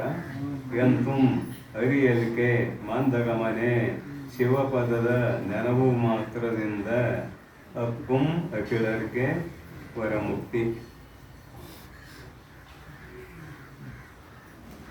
ಕಲಿಯುಗದೊಳಗೆ, ಈಗ ನಾವೆಲ್ಲರೂ ಕಲಿಯುಗದಲ್ಲಿದ್ದೇವೆ, ಇದು 4ನೇ ಯುಗ. ಕಲಿಯುಗದೊಳಗೆ ದೋಷ ವಿಧಿ ಕುಂದದೆ ಇರುವುದು. ಕಲಿಯುಗದೊಳಗೆ ಪಾಪಾಧಿಕ್ಯ ಇದೆ, ದೋಷಗಳ ಬಹಳ ಕಲಿಯುಗದಲ್ಲಿ. ಸತ್ಯ ಹರಿಶ್ಚಂದ್ರ ಎಂದು ಆಯ್ಕೆ ಹೋಗ್ಯಾನ. ಯಾವಾಗ ಸುಳ್ಳು ಹೇಳಿದ ಅವಂಗ, ಅಲ್ಲೂ ಅವ್ನು ಸುಳ್ಳು ಹೇಳೋ ಚಲೋ ಏನು ಅಂದ್ರಂತ. ಅವನು ಸತ್ಯ ಹೇಳಿದ್ರೆ ಸುಡ್ಕೊಂಡು ಕಾಯ್ಬೇಕಾಕತಿ, ಅದಕ್ಕೆ ನಾ ಸುಳ್ಳು ಹೇಳ್ತಾನೆ ಅಂದಂತ. ಯಾಕೋ ಅಂದ, ಸತ್ಯ ಹೇಳಿ ಹರಿಶ್ಚಂದ್ರ ಸುಡಗಾಡ್ಕಾದ, ಅದಕ್ಕೆ ನಾ ಸುಳ್ಳು ಹೇಳ, ಸತ್ಯ ಹೇಳೋದಿಲ್ಲ ಅಂತಂತ. ಸುಳ್ಳು ಹೇಳೋದಿಲ್ಲ ಅಲ್ಲ, ಹೇಳೇ ಹೇಳ ಅಂದ. ಅಭಿಪ್ರಾಯ ಏನು ಅಂದ್ರೆ ಕಲಿಯುಗದಲ್ಲಿ ಎಷ್ಟಕ್ಕೆ ಸುಳ್ಳು ಹೇಳ್ತಾರೆ ಜನ ಅನ್ನೋದು ವಿಚಾರ ಮಾಡ್ತೀವಿ. ಭಾಳ ಅತ್ಯಲ್ಪ ವಿಷಯಕ್ಕೂ ಕೂಡ ಸುಳ್ಳು ಹೇಳ್ತಾರೆ. ಅನ್ಯಾಯ, ಮೋಸ, ವಂಚನೆ ಏನು 1 2 ಅವನ್ನೆಲ್ಲ ಮಾತಾಡಿದ್ರೆ ಚಂದ ಆಗೋದಿಲ್ಲ. ನೀವು ಅರ್ಥ ಮಾಡ್ಕೊಂಡ್ಬಿಡೋದು. ಇಂದ ಜನ ಹೇಗಿದೆ ಅನ್ನೋದನ್ನು ಕೇವಲ ಸ್ವಾರ್ಥಿಗಳು, ಬಹಳಷ್ಟು ಸ್ವಾರ್ಥಿಗಳು. ಪರೋಪಕಾರಿಗಳ ಸಂಖ್ಯೆ ಇಲ್ಲ ಅಂತಲ್ಲ, ಇದೆ, ಬಹಳಷ್ಟು ಕಡಿಮೆ ಪ್ರಮಾಣದಲ್ಲಿದೆ. ಸ್ವಾರ್ಥಿಗಳ ಸಂಖ್ಯೆ ಬಹಳಷ್ಟು ಅಧಿಕವಾಗಿದೆ. ಸತ್ಯವಾದಿಗಳು ಒಳ್ಳೆಯವರು ಇರುವುದರಿಂದ ರಾತ್ರಿ ಹಗಲಿ ಆಗ್ತಾ ಇದ್ದಾವೆ. ರಾತ್ರಿ ಹಗಲಿ ಆಗುವುದಕ್ಕೆ ಅವರೇ ಕಾರಣ. ಪುಣ್ಯ ಅತ್ಯಲ್ಪ ಇದ್ರೂ ಕೂಡ ಅದು ಫಲ ಕೊಡೋದು. ಅದಕ್ಕಾಗಿ ಕಲಿಯುಗದಲ್ಲಿ ಪಾಪ ಭೂಯಿಷ್ಟ ನೆನಪು ಮಾಡ್ತಾರೆ. ಈ ಕಲಿಯುಗದಾಗ ಈಗ ಎಷ್ಟು ಪಾಪ, ಇಷ್ಟ್ಯಾಕೆ ಪಾಪ ಹೇಳ್ತಾರೆ, ಪಾಪ ಮಾಡ್ತಾರೆ ಅಂತ ಕೇಳಿದ್ರೆ ಮುಂದೆ ತ್ರೇತಾಯುಗದಾಗ ಇವರೆಲ್ಲ ಗಿಡ ಗಂಟಿಯಾಗಿ ಹುಟ್ಟಬೇಕಾಗ್ತದೆ. ಮುಂದೆಲ್ಲ ಏನು ಹಾಕ್ತಾರೆ ಅಂದ್ರೆ ಬರ್ತಾರೆ ನೆಜ್ಕೊಂಡ್ರು, ಗಿಡ ಹಾಕ್ತಾರೆ, ಗಂಟೆ ಹಾಕ್ತಾರೆ, ಕಲ್ಲು ಹಾಕ್ತಾರೆ, ಮಣ್ಣು ಹಾಕ್ತಾರೆ, ಹುಳು ಹಾಕ್ತಾರೆ, ಹುಪ್ಪಟ್ಟಿ ಹಾಕ್ತಾರೆ. ನಿದ್ರೆ ಬಾರದಲ್ಲಿ ಅನ್ನ ಕರಿಯುವ ಸಮುದ್ರ ಬೆರೆಸುವ ಪದ್ಯದಲ್ಲಿ ಇದನ್ನು ಬರ್ತಾರೆ. ಪಾಪವಾದ ಗುಣದಿಂದ ಗಿಡ ಮರ ಕ್ರಿಮಿಗಳ ರೂಪಾಗಿ, ಕೀಟ ಪತಂಗಾದಿಯಾಗಿ, ಆಪಕ್ಷಿ ಕುಲವಾಗಿ, ಮೃಗಜಾತಿಯಾಗಿ ಬಹುಬಾಧೆಗೆ ಅಲಸಿ ಅಲ್ಲಿ ಪಾಠ ಮಾಡಿದ್ದಾರೆ. ಏನಾಗಿ ಹುಟ್ಟಬಾರು ಅಂತ ಗಿಡ ಕಂಟಿ ಎಲ್ಲ ಆಗಿ ಹುಡ್ತಾರೆ, ಪರ್ವತ ಆಗಿ ಹುಡ್ತಾರೆ. ಆ ಗಿಡ ಕಂಟಿ ಆಗಿ ಹುಡ್ತಾರೆ ನೋಡ್ರಿ ನೀವು. ಗಿಡ ಎಡ್ದಾಡಿದೆ ಮನುಷ್ಯನಿಗೆ ಅಂತ ಹೋಗಿ ಅದನ್ನು ಕಡಿದ್ರು ಕೂಡ ಅದಕ್ಕೆ ಪ್ರತಿಕಾರ ಮಾಡೋದು ತಾಕತ್ತಿಲ್ಲ. ಒಂದು ವೇಳೆ ಪ್ರತಿಕಾರ ಮಾಡೋದು ತಾಕತ್ತಿದ್ದರೆ ಯಾವ ಹೋಗ್ತಿದ್ದು ಗಿಡ ಅವನು ಹೋಗ್ತಾನೆ ಇರಲಿಲ್ಲ. ಆ ಪ್ರತಿಕಾರ ಮಾಡೋದು ತಾಕತ್ತು ಯಾಕಿಲ್ಲ ಅಂದ್ರೆ ಪಾಪಾಧಿಕ್ಯದಿಂದ ಬಂದಿರುವ ಜನ್ಮ, ಪಾಪದ ಆಧಿಕ್ಯದಿಂದ ಬಂದಿರುವಂತಹ ಜನ್ಮ ವೃಕ್ಷ. ಅದಕ್ಕೂ ತಿಳುವಳಿಕೆ ಐತಿ, ಅಲ್ಲಿಯೂ ರಸ ಸೋರ್ತದೆ, ಅದಕ್ಕೂ ತಿಳುವಳಿಕೆ ಐತಿ. ಆದರೆ ಪ್ರತೀಕಾರ ಮಾಡೋದು ತಾಕತ್ತೆ, ಅಲ್ಲಿಯೂ ಅಂತಃಕರಣ ಐತಿ. ಅದು ಜಡ ಅಂತಃಕರಣ ಪ್ರತಿಕಾರ ಮಾಡೋ ತಾಕತ್ತಿಲ್ಲ. ಅದಕ್ಕೆ ಅಧಿಕ ಪಾಪ ಮಾಡಲಿಕ್ಕೆ ಹೋಗಬಾರ್ದು. ಕಲಿಯುಗದಲ್ಲಿ ಪಾಪವೇ ಅಧಿಕಿದೆ ಅಂತ ಕೂಡ ಬರುತ್ತೆ. ಕಲಿಯುಗದೊಳಗೆ ಒಂದು ಒಳ್ಳಿತ್ತು ಇಲ್ಲು. ಯಾರು ಹೇಳಿರಲ್ಲ, ದೋಷವಿಧಿ ಪುಂದದೆ ಇವುದು. ಪುಂದದೆ ಅಂದ್ರೆ ಒಟ್ಟು ಭಾಳ ಕೆಟ್ಟ ಕೆಲಸಗಳು ಅಂದ್ರೆ ಇನ್ನೊಬ್ಬರಿಗೆ ಮೋಸ ಅನ್ಯಾಯ ವಂಚನೆ ಮಾಡುವುದೇ ಇವರ ಕರ್ತವ್ಯ. ಇದು ಯಾವ ಹಣ್ಣು ತಿನ್ನಕ್ಕೂ ಮನಸ್ಸಾಗೋದಿಲ್ಲ. ಎಲ್ಲಕ್ಕೂ ಔಷಧ ಯಾವ ಹಣ್ಣು ತಿನ್ನಕ್ಕೂ ಮನಸ್ಸಾಗೋದು, ಯಾವ ಎಣ್ಣೆಯನ್ನು ಉಣ್ಣಕ್ಕೆ ಮನಸ್ಸಾಗೋದಿಲ್ಲ. ಎಲ್ಲ ಕಲಬೆರಕೆ. ಇವೆಲ್ಲ ನಿಮಗೆಲ್ಲ ಗೊತ್ತಿರೋ ಒಬ್ಬನೇನು ಪಾದಾಗಲ್ಲ ಹೇಳೋದು ಬೇಕಾಗಿಲ್ಲ, ವಿಸ್ತಾರ ಮಾಡೋದು ಬೇಕಾಗಿಲ್ಲ. ಏನು ಹೊತ್ಕೊಂಡು ಹೋಗೋರಷ್ಟು ದುರಾಸೆಗೆ ಒಳಪಟ್ಟಿದೆ.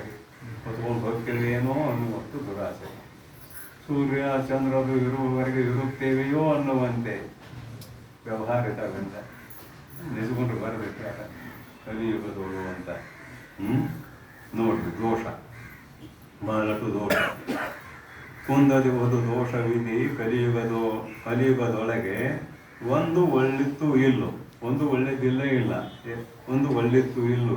ಎಂತೂ ಅರಿಯಲ್ಗೆ ಹೀಗೆ ಅರಿಯಲ್ಗೆ ಮಂದಗಮನೆ ಎಲೈ ಮೆಲ್ಲರಿಯದೆ ಮೆಲ್ಲಗೆ ಹೆಜ್ಜೆ ಇಟ್ಟು ನಡೆಯುವವಳೆ ಶಿವಪಾದದ ನೆನಹು ಮಾತ್ರದಿಂದ ಪರಮಾತ್ಮನ ಪಾದ ಕಮಲಗಳನ್ನು ಸ್ಮರಿಸುವ ಕ್ರಿಯೆ.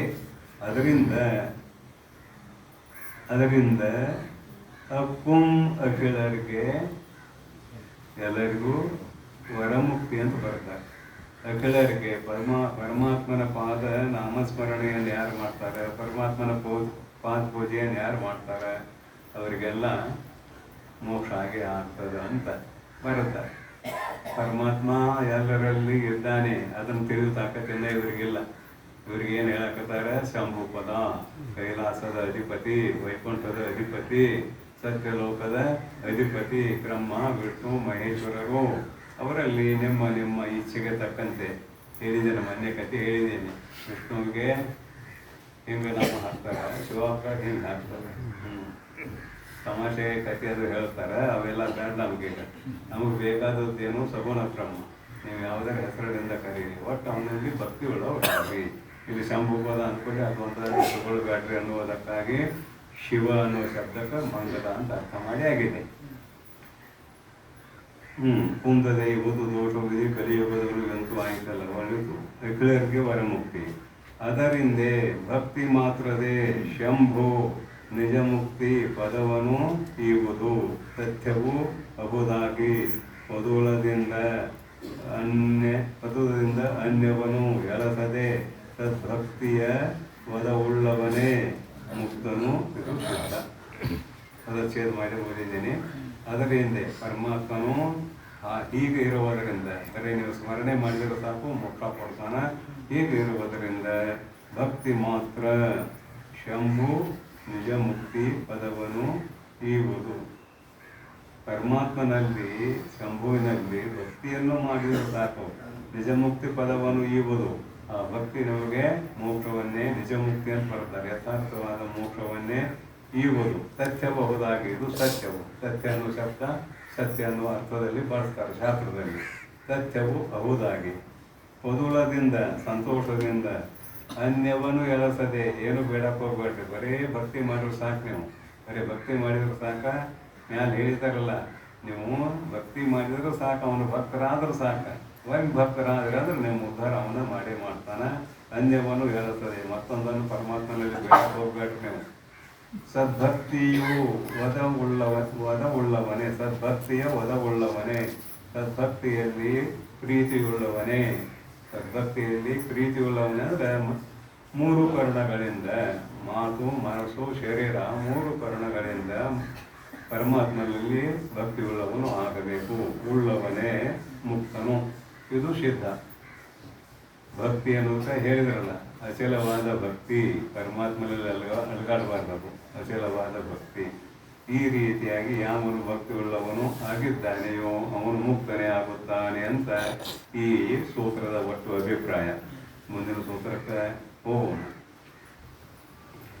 ಸರ್ವವೆಲ್ಲವನು ಸಿದ್ಧಾರ್ಥ ಭಾವನೆಗಂಡು ಸರ್ವ ಸಮತ್ವದೆಂದಿರಿ ಭಕ್ತಿ. ಅವ್ರು ನೋಡ್ರಿ ಮೊದಲ ರೋಚಕ ವಾಕ್ಯ ಹೇಳಿದರು, ನೀ ಭಕ್ತಿ ಮಾಡಿದ್ರು ಸಾಕು, ಅದ್ಯಾವುದು ಓದಬೇಡ ಬಿಡಬೇಡ ಏನೇನು ಎಲ್ಲ ಹೇಳ್ಕೊಂಡು ಬಂದ್ರಲ್ಲ. ಇಲ್ಲಿ ಏನಂತಾರೆ, ಅವ ಈ ಕಡೆ ಬಂದ ಅಂದ್ರೆ ಸರ್ವವೆಲ್ಲವನು ಏನಿದೆ ನಾಮರೂಪ ಕ್ರಿಯಾತ್ಮಕವಾದ ಜಗತ್ತ ಎಲ್ಲವನು ಸರ್ವವೆಲ್ಲವನು ಚಿದಾತ್ಮ ಭಾವನೆ ಕಂಡು ಆ ಎಲ್ಲದರಲ್ಲಿ ಪರಮಾತ್ಮನು ಇದ್ದಾನೆ. ಶಾಸ್ತ್ರ ಕೇಳಕ್ಕೆ ಬಂದ ಮೇಲೆ ಹೇಳ್ತಾರೆ, ಪರಮಾತ್ಮ ಪರಿಪೂರ್ಣ ಪರಿಚ್ಛಿನ್ನ ಅಲ್ಲ, ಎಲ್ಲ ಕಡೆಗೆ ತುಂಬಿದ್ದಾನೆ. ಅದಕ್ಕೆಲ್ಲ ದೊಡ್ಡ ದೊಡ್ಡ ಶಾಸ್ತ್ರ ಶ್ರುತಿ ವಾಕ್ಯ ಇದಾವೆ. ಮಹತೋ ಮಹಿಯಾನ್, ಮಹತ್ತಿಗೆ ಮಹತ್ತು. ಭಾಳ ದೊಡ್ಡದು ಯಾವುದು ಅಂತ ಕೇಳಿದ್ರೆ ನಮ್ಮ ದೃಷ್ಟಿಯಲ್ಲಿ ಆಕಾಶ ಭಾಳ ದೊಡ್ಡದು. ಆಕಾಶಕ್ಕಿಂತ ದೊಡ್ಡದು ಯಾವುದಂದ್ರೆ ಮಾಯಾ ಸುದ್ದಿ ಬಿಡೋದು ನಾವು. ಯಾಕಂದ್ರೆ ಮಾಯಾ ಅದು ಬೇಡ. ನಾವು 5 ಭೂತಗಳಲ್ಲಿ ದೊಡ್ಡದು ಯಾವುದು ಅಂದ್ರೆ ಆಕಾಶ. ಆಕಾಶವು ಪರಮಾತ್ಮನ ಏಕದೇಶದಲ್ಲಿದೆ. ಪರಮಾತ್ಮನ ಏಕದೇಶದಲ್ಲಿ ಯಾವುದೋ ಒಂದು ಮೂಲೆಯಲ್ಲಿ ಇದೆ ಆಕಾಶ ಅಂದ್ರೆ ಅವಾಗ ದೊಡ್ಡವ ಅಂತ ಅರ್ಥ ಮಾಡಿರುತ್ತೆ. ಹೀಗಿರುವಾಗ ಪರಮಾತ್ಮನು ಇಲ್ಲದೆ ಇರುವಂಥ ಸ್ಥಳ ಎಲ್ಲಿಯಾದರೂ ಇದೆ ಏನಂದ್ರೆ ಎಲ್ಲಿಯೂ ಇಲ್ಲ. ಉದಾಹರಣೆಗೆ ಆಕಾಶ ಇಲ್ಲದ ಊರು ಯಾವ್ದಾರ ಐತೆ ಅನ್ನೋದು ಕೇಳ್ತೇನೆ ನಿಮ್ಮನ್ನು. ಆಕಾಶ ಇಲ್ಲದ ಸ್ಥಳ ಯಾವ್ದಾರ ಐತೆ ಅನ್ನೋದು ಕೇಳ್ತೇನೆ. ಆಕಾಶ ಅಂದ್ರೆ ಅವಕಾಶ ಪಟ್ಟದ್ದೇ ಆಕಾಶ. ಆಕಾಶವು ಇಲ್ಲದೆ ಇರುವ ಸ್ಥಳವೇ ಇಲ್ಲ ಅಂದಮೇಲೆ ಆಕಾಶಕ್ಕೂ ಆಕಾಶವಾಗಿರುವ ಪರಮಾತ್ಮನು ಇಲ್ಲದೆ ಇರುವಂತಹ ಸ್ಥಳ ಯಾವ್ದಾರ ಇದೆ ಏನಂದ್ರೆ ಯಾವುದೂ ಇಲ್ಲ. ನಾವೆಲ್ಲರೂ ಈಗ ಆಕಾಶದಲ್ಲೇ ಇದ್ದೇವೆ, ಹಾಗೆ ಪರಮಾತ್ಮನಲ್ಲಿ ನಾವೆಲ್ಲರೂ ಇದ್ದೇವೆ. ಆದರೆ ಮಾಯೆಯಿಂದ ತೋರುವ ಈ ಜಗದ ಅಂತರ್ಗತ ಆಗ್ಯಾನ ಪರಮಾತ್ಮ. ಶ್ರುತಿ ಅದಕ್ಕೆ ತದಂತರಸ್ಯ ಸರ್ವಸ್ಯ ತದು ಸರ್ವಸ್ಯಾಶ್ಯವಾಹ್ಯತ ಅಂತ ಶ್ರುತಿ ಇದೆ. ಪರಮಾತ್ಮ ಎಲ್ಲದರ ಹೊರಗೆ ತುಂಬಿದ್ದಾನೆ. ಹೀಗಿರುವಂತಹ ಪರಮಾತ್ಮ ಎಲ್ಲದರ ಹೊರಗೆ ತುಂಬಿದಾಗ ನೋಡುವ ಎಲ್ಲ ವಸ್ತುಗಳಲ್ಲಿ ಪರಮಾತ್ಮನು ಇದ್ದಾನೆ ಅಂತ ಒಂದು ಭಾವನೆ ಮಾಡ್ರಿ. ಈ ಭಾವನೆ ಮಾಡೋದ್ರಿಂದ ಏನು ಕಡಿಮೆ ಆಗ್ತದೆ ಅಂತ ಕೇಳಿದ್ರೆ ಅನ್ಯಾಯ, ಮೋಸ, ವಂಚನೆ, ತಗಲುಬಾಜಿ ಇದೆಲ್ಲ ತನ್ನಡಕ್ಕೆ ತಾನೇ ಕಡಿಮೆ ಆಗ್ತದೆ. ತನ್ನಡಕ್ಕೆ ತಾನೇ ಕಡಿಮೆ ಆಗತ್ತಿದೆ. ಮೊದಲ ನೀವು ಒಟ್ಟು ಭಕ್ತನಾಗೋ, ಅವನ ಪಾದ ಪೂಜೆ ಮಾಡೋ, ಅವನ ನಾಮಸ್ಮರಣೆ ಮಾಡು, ಈ ಕಡೆ ಬಾ ಅಂತ ಕರೆದ್ರು. ಈಗ ಏನು ಹೇಳಕತ್ತಾರ, ನಾವು ಈ ಕಡೆ ಬಂದ ಭಕ್ತನಾದ, ನಾ ಹೇಳ್ದಂಗೆ ಕೇಳ್ತಾನೆ ಅನ್ನೋದು ಗೊತ್ತಾಯ್ತು. ಗೊತ್ತಾದ್ಮೇಲೆ ಎಲ್ಲರಲ್ಲಿ ಪರಮಾತ್ಮನನ್ನು ನೋಡು ಅಂತ ಹೇಳಪ್ಪ. ಅದಕ್ಕೆಲ್ಲ ಶಾಸ್ತ್ರ. ಪರಮಾತ್ಮ ಎಲ್ಲರಲ್ಲಿ ಹೇಳಿದ ಎರಡು ಮಾತಿನಾಗ ಗೊತ್ತಾಯ್ತು. ಆಕಾಶ ಇಲ್ಲದೆ ಇರುವ ಜಾಗ ಇಲ್ಲ, ಪರಮಾತ್ಮನೂ ಇಲ್ಲದೆ ಇರುವ ವಸ್ತು ಇಲ್ಲ, ಯಾವ ಸ್ಥಳನೂ ಇಲ್ಲ. ಅದಕ್ಕೆ ಎಲ್ಲರಲ್ಲಿ ಪರಮಾತ್ಮ ಇದ್ದಾನೆ ಅಂತ ಕಾಣು. ಸರ್ವವೆಲ್ಲವನು ಚಿದಾತ್ಮ ಭಾವನೆ ಕಂಡು ಸರ್ವ ಸಮತ್ವದಿಂದಿರೇ ಮುಕ್ತಿ ಭಕ್ತಿ. ಸರ್ವ ಸಮತ್ವದಿಂದ ನಾನು ಅಷ್ಟೇ, ಅವನು ಅಷ್ಟೇ, ಸಮತ್ವ ಮತ್ತೇನಿಲ್ಲ. ಈ ಭಾವನೆ ಎಲ್ಲ ಕಡೆ ಪರಮಾತ್ಮ ಇದ್ದಾನನ್ನುವ ಭಾವನೆ ಬಂದಾಗ ಸಹಜವಾಗಿ ಸಮತ್ವ ಬರ್ತದೆ. ಈಗ ಎಲ್ಲಿದ್ದೀವಿ ಅಲ್ಲೇ ಇರೋನು, ಮತ್ತೆ ಬೇರೆಯಲ್ಲೇ ವಿಸ್ತಾರ ಮಾಡಕ್ಕೆ ಹೋಗೋದು ಬೇಡ. ಸರ್ವ ಸಮತ್ವದಿಂದಿರೇ ಭಕ್ತಿ. ಭಾವನೆ ಮಾಡುವಂಥ ಅಭಿಪ್ರಾಯ. ಎಲ್ಲ ಶಾಸ್ತ್ರಜ್ಞಾನ ಆಗೋದು ಮುಂದೆ ಭಾಳ ದೂರ ಇದೆ ಇವರಿಗೆ. ಭಾವನೆ ಮಾಡು ಮೊದಲಿಗೆ. ಎಲ್ಲ ಕಡೆ ಪರಮಾತ್ಮ ಇದ್ದಾನೆ ಅಂದಮೇಲೆ ಎಲ್ಲದರಲ್ಲಿ ಪರಮಾತ್ಮ ಇದ್ದಾನಂತ ಅರ್ಥ ಮಾಡು. ಸರ್ವವೆಲ್ಲವನು ಚಿದಾತ್ಮ ಭಾವನೆ ಕಂಡು ಸರ್ವ ಸಮತ್ವದಿಂದಿರೇ ಭಕ್ತಿ. ಭಕ್ತಿಗೆ ಮತ್ತೊಂದು ವ್ಯಾಖ್ಯಾನ ಮಾಡಿದರು. ರಾಗಾದಿ ಗುಣದೋಷ ಪೂಗವನು ಉಳಿದು ಅನುರಾಗದಿಂದವೇ ಶಂಭು ಶರಣೆಂದು ನೀವಿ ಕಳೆಯುವುದು ಸಂಸಾರದ ಬಾಧೆಯನು. ಆಗಮವರಿದ ಅರ್ಥ ಸುಖಿಗಳು. ಈ ಕರೆಯಕತ್ತ ಮಾತ್ರ ಆಗಮವ ಅರಿದ ಅರ್ಥ ಸುಖಿಗಳು. ಶಾಸ್ತ್ರವನ್ನು ಅರಿತ ಅರ್ಥ ಸುಖಿಗಳು ಸಂಸಾರವನ್ನು ನಿವಾರಣೆ ಮಾಡುವುದು ಅಂತ ಅಭಿಪ್ರಾಯ. ನೋಡ್ರಿ, ರಾಗಾದಿ ಗುಣದೋಷ ಪೂಗವನ್ನು ಉಳಿದು ರಾಗ ದ್ವೇಷ ಮೊದಲಾದ ಕಾಮ ಕ್ರೋಧ ಲೋಭ ಮೋಹ ಮದ ಮತ್ಸರ ಎಷ್ಟು ಕರೆ ಹೇಳ್ಕೊಡ್ರಿ. ಎಲ್ಲ ದೋಷವನ್ನು ರಾಗಾದಿ ಆದಿ ಪದದಿಂದ, ರಾಗ ಅಂದ್ರೆ ವಿಷಯಗಳಲ್ಲಿ ಅತಿ ಪ್ರೀತಿ ಆಸಕ್ತಿ.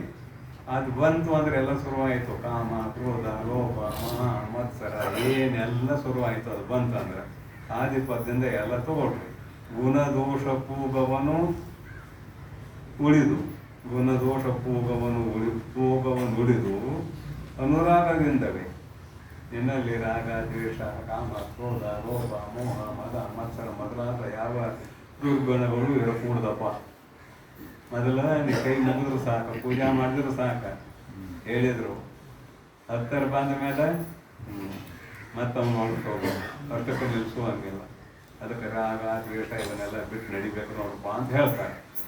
ದೋಷ ಭೋಗವನ್ನು ಉಳಿದು ಸಮೂಹವನ್ನು ಉಳಿದು ಅನುರಾಗದಿಂದೆ ಬಹಳಷ್ಟು ಪ್ರೀತಿಯಿಂದೆ ಶಂಭು ಶರಣೆಂದು ಪರಮಾತ್ಮನೇ ನನಗೆ ರಕ್ಷಕನು ಎಂದು ಶರಣೆಂದು ಶ್ರೀ ಗುರುವೇ ನೀನೇ ಶರಣಾಗನಗೆ.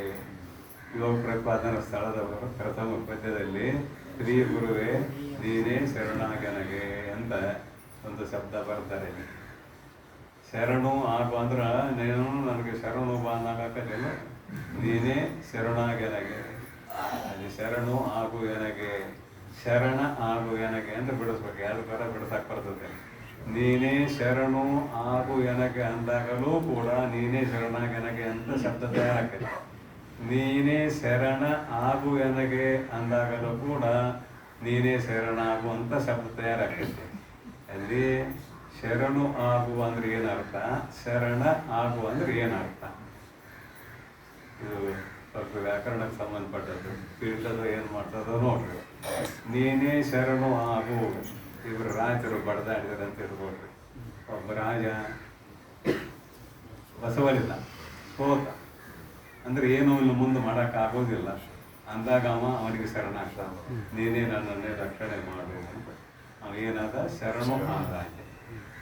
ಇಲ್ಲೇ ಪರಮಾತ್ಮನಿಗೆ ಕೇಳ್ತಾನೆ ಭಕ್ತ, ಶ್ರೀ ಗುರುವೇ ಅಥವಾ ದೇವರಿಗೆ ಕೇಳ್ತಾನೆ, ಪರಮಾತ್ಮನ ಬೇಡ ಗುರುಗಳಿಗೆ ಕೇಳ್ತಾನೆ, ನೀನೇ ಶರಣು ಆಗು ನನಗೆ ಅಂದ್ರೆ ಶಿಷ್ಯ ಗುರುಗಳನ್ನ ನಿನ್ನ ರಕ್ಷಣೆ ಮಾಡ್ತಾನೆ. ನೀ ಶರಣು ಆಗಂತ ಹೇಳೋದಲ್ಲ, ಶರಣ ಆಗನಗೆ. ಶರಣ ಅಂದ್ರೆ ಏನಂತ ಅಂದ್ರೆ ರಕ್ಷಕನು, ಶರಣು ಅಂದ್ರೆ ಸೋತವನು, ಶರಣಾಗನಗೆ. ಇಲ್ಲಿ ನಾವು ಶರಣು ಆಗಬೇಕು, ಶರಣ ಅಲ್ಲ. ಪರಮಾತ್ಮನಿಗೆ ನಾವು ಶರಣಾಗತರು ಆಗಬೇಕು ಅಂತ ಅಭಿಪ್ರಾಯ. ಏನಂತಾರೆ ನೋಡ್ರಿ. ರಾಗಾದಿ ಗುಣದೋಷ ಭೋಗವನ್ನು ಉಳಿದು ಅನುರಾಗದಿಂದವೇ ಶಂಭು ಶರಣೆಂದು, ಶಂಭು ಶರಣ ಎಂದು ಅವನಿಗೆ ರಕ್ಷಕನು ಎಂದು ನೀಗಿ ಕಳೆಯುವುದು ಸಂಸಾರದ ಬಾಧೆಯನು. ನೀಗಿ ಕಳೆಯುವುದು, ಈ ಸಂಸಾರದ ಬಾಧೆ ತನ್ನಟಕ್ಕೆ ತಾನೇ ಬಿಟ್ಟು ಹೋಗ್ತದೆ. ನೀಗಿ ಕಳೆಯುವುದು ಸಂಸಾರದ ಬಾಧೆಯನು. ತನ್ನಟಕ್ಕೆ ತಾನೇ ಬಿಟ್ಟು ಹೋಗ್ಬೇಕಂದ್ರೆ ಯಾವಾಗ ಆಗಮ ಒಲಿದ ಅರ್ಥ ಸುಖಿಗಳು, ಶಾಸ್ತ್ರವನ್ನು ಅರಿತ ಅರ್ಥ ಸುಖಿಗಳು ಸಂಸಾರದ ಬಾಧೆಯಿಂದ ಬಿಡುಗಡೆಯನ್ನು ಹೊಂದುತ್ತಾರೆ. ಅಂದ್ರೆ ಇಲ್ಲಿಗೆ ಅಂತಂದ್ರು, ನೀನು ಶಾಸ್ತ್ರ ಓದು, ಶಾಸ್ತ್ರ ಅಭ್ಯಾಸ ಮಾಡು. ಆಗಮ ಶಬ್ದ ಹಿಡ್ಕೊಂಬಂದ್ರಲ್ಲ, ಆಗಮ ಅರಿದ ಅರ್ಥ ಸುಖಿಗಳು ಸಂಸಾರದ ಬಾಧೆಯಿಂದ ಬಿಡುಗಡೆ ಹೊಂದುತ್ತಾರೆ. ನೀನು ಸ್ವಲ್ಪ ಪಾಪ ಈ ಕಡೆ ಅಂತ ಕರೀತಾರೆ, ಪ್ರೀತಿ ಅಂತ ಕರೀತಾರೆ ಗುರುಗಳು. ನೋಡೋಣ ಮುಂದೆ ನುಡಿಯಲ್ಲಿ ಏನು ಹೇಳ್ತಾರೆ ನೋಡೋಣ. ಶಿವನು ತನ್ನೊಡನೆ ಅವಿನಾಭಾವದಳು ಸುವಿಚಾರದಿಂದೆ ಕಾಣ್ಪಾತಂಗೆ ಭವಬಂಧವು ಅರಿಗುಂ ಅನ್ಯರಿಗೆ ಸಂಸ್ಕೃತಿಯೆಂದು ಪವನವೆನಿಪ ವೇದವು ಬರೆಬುದು.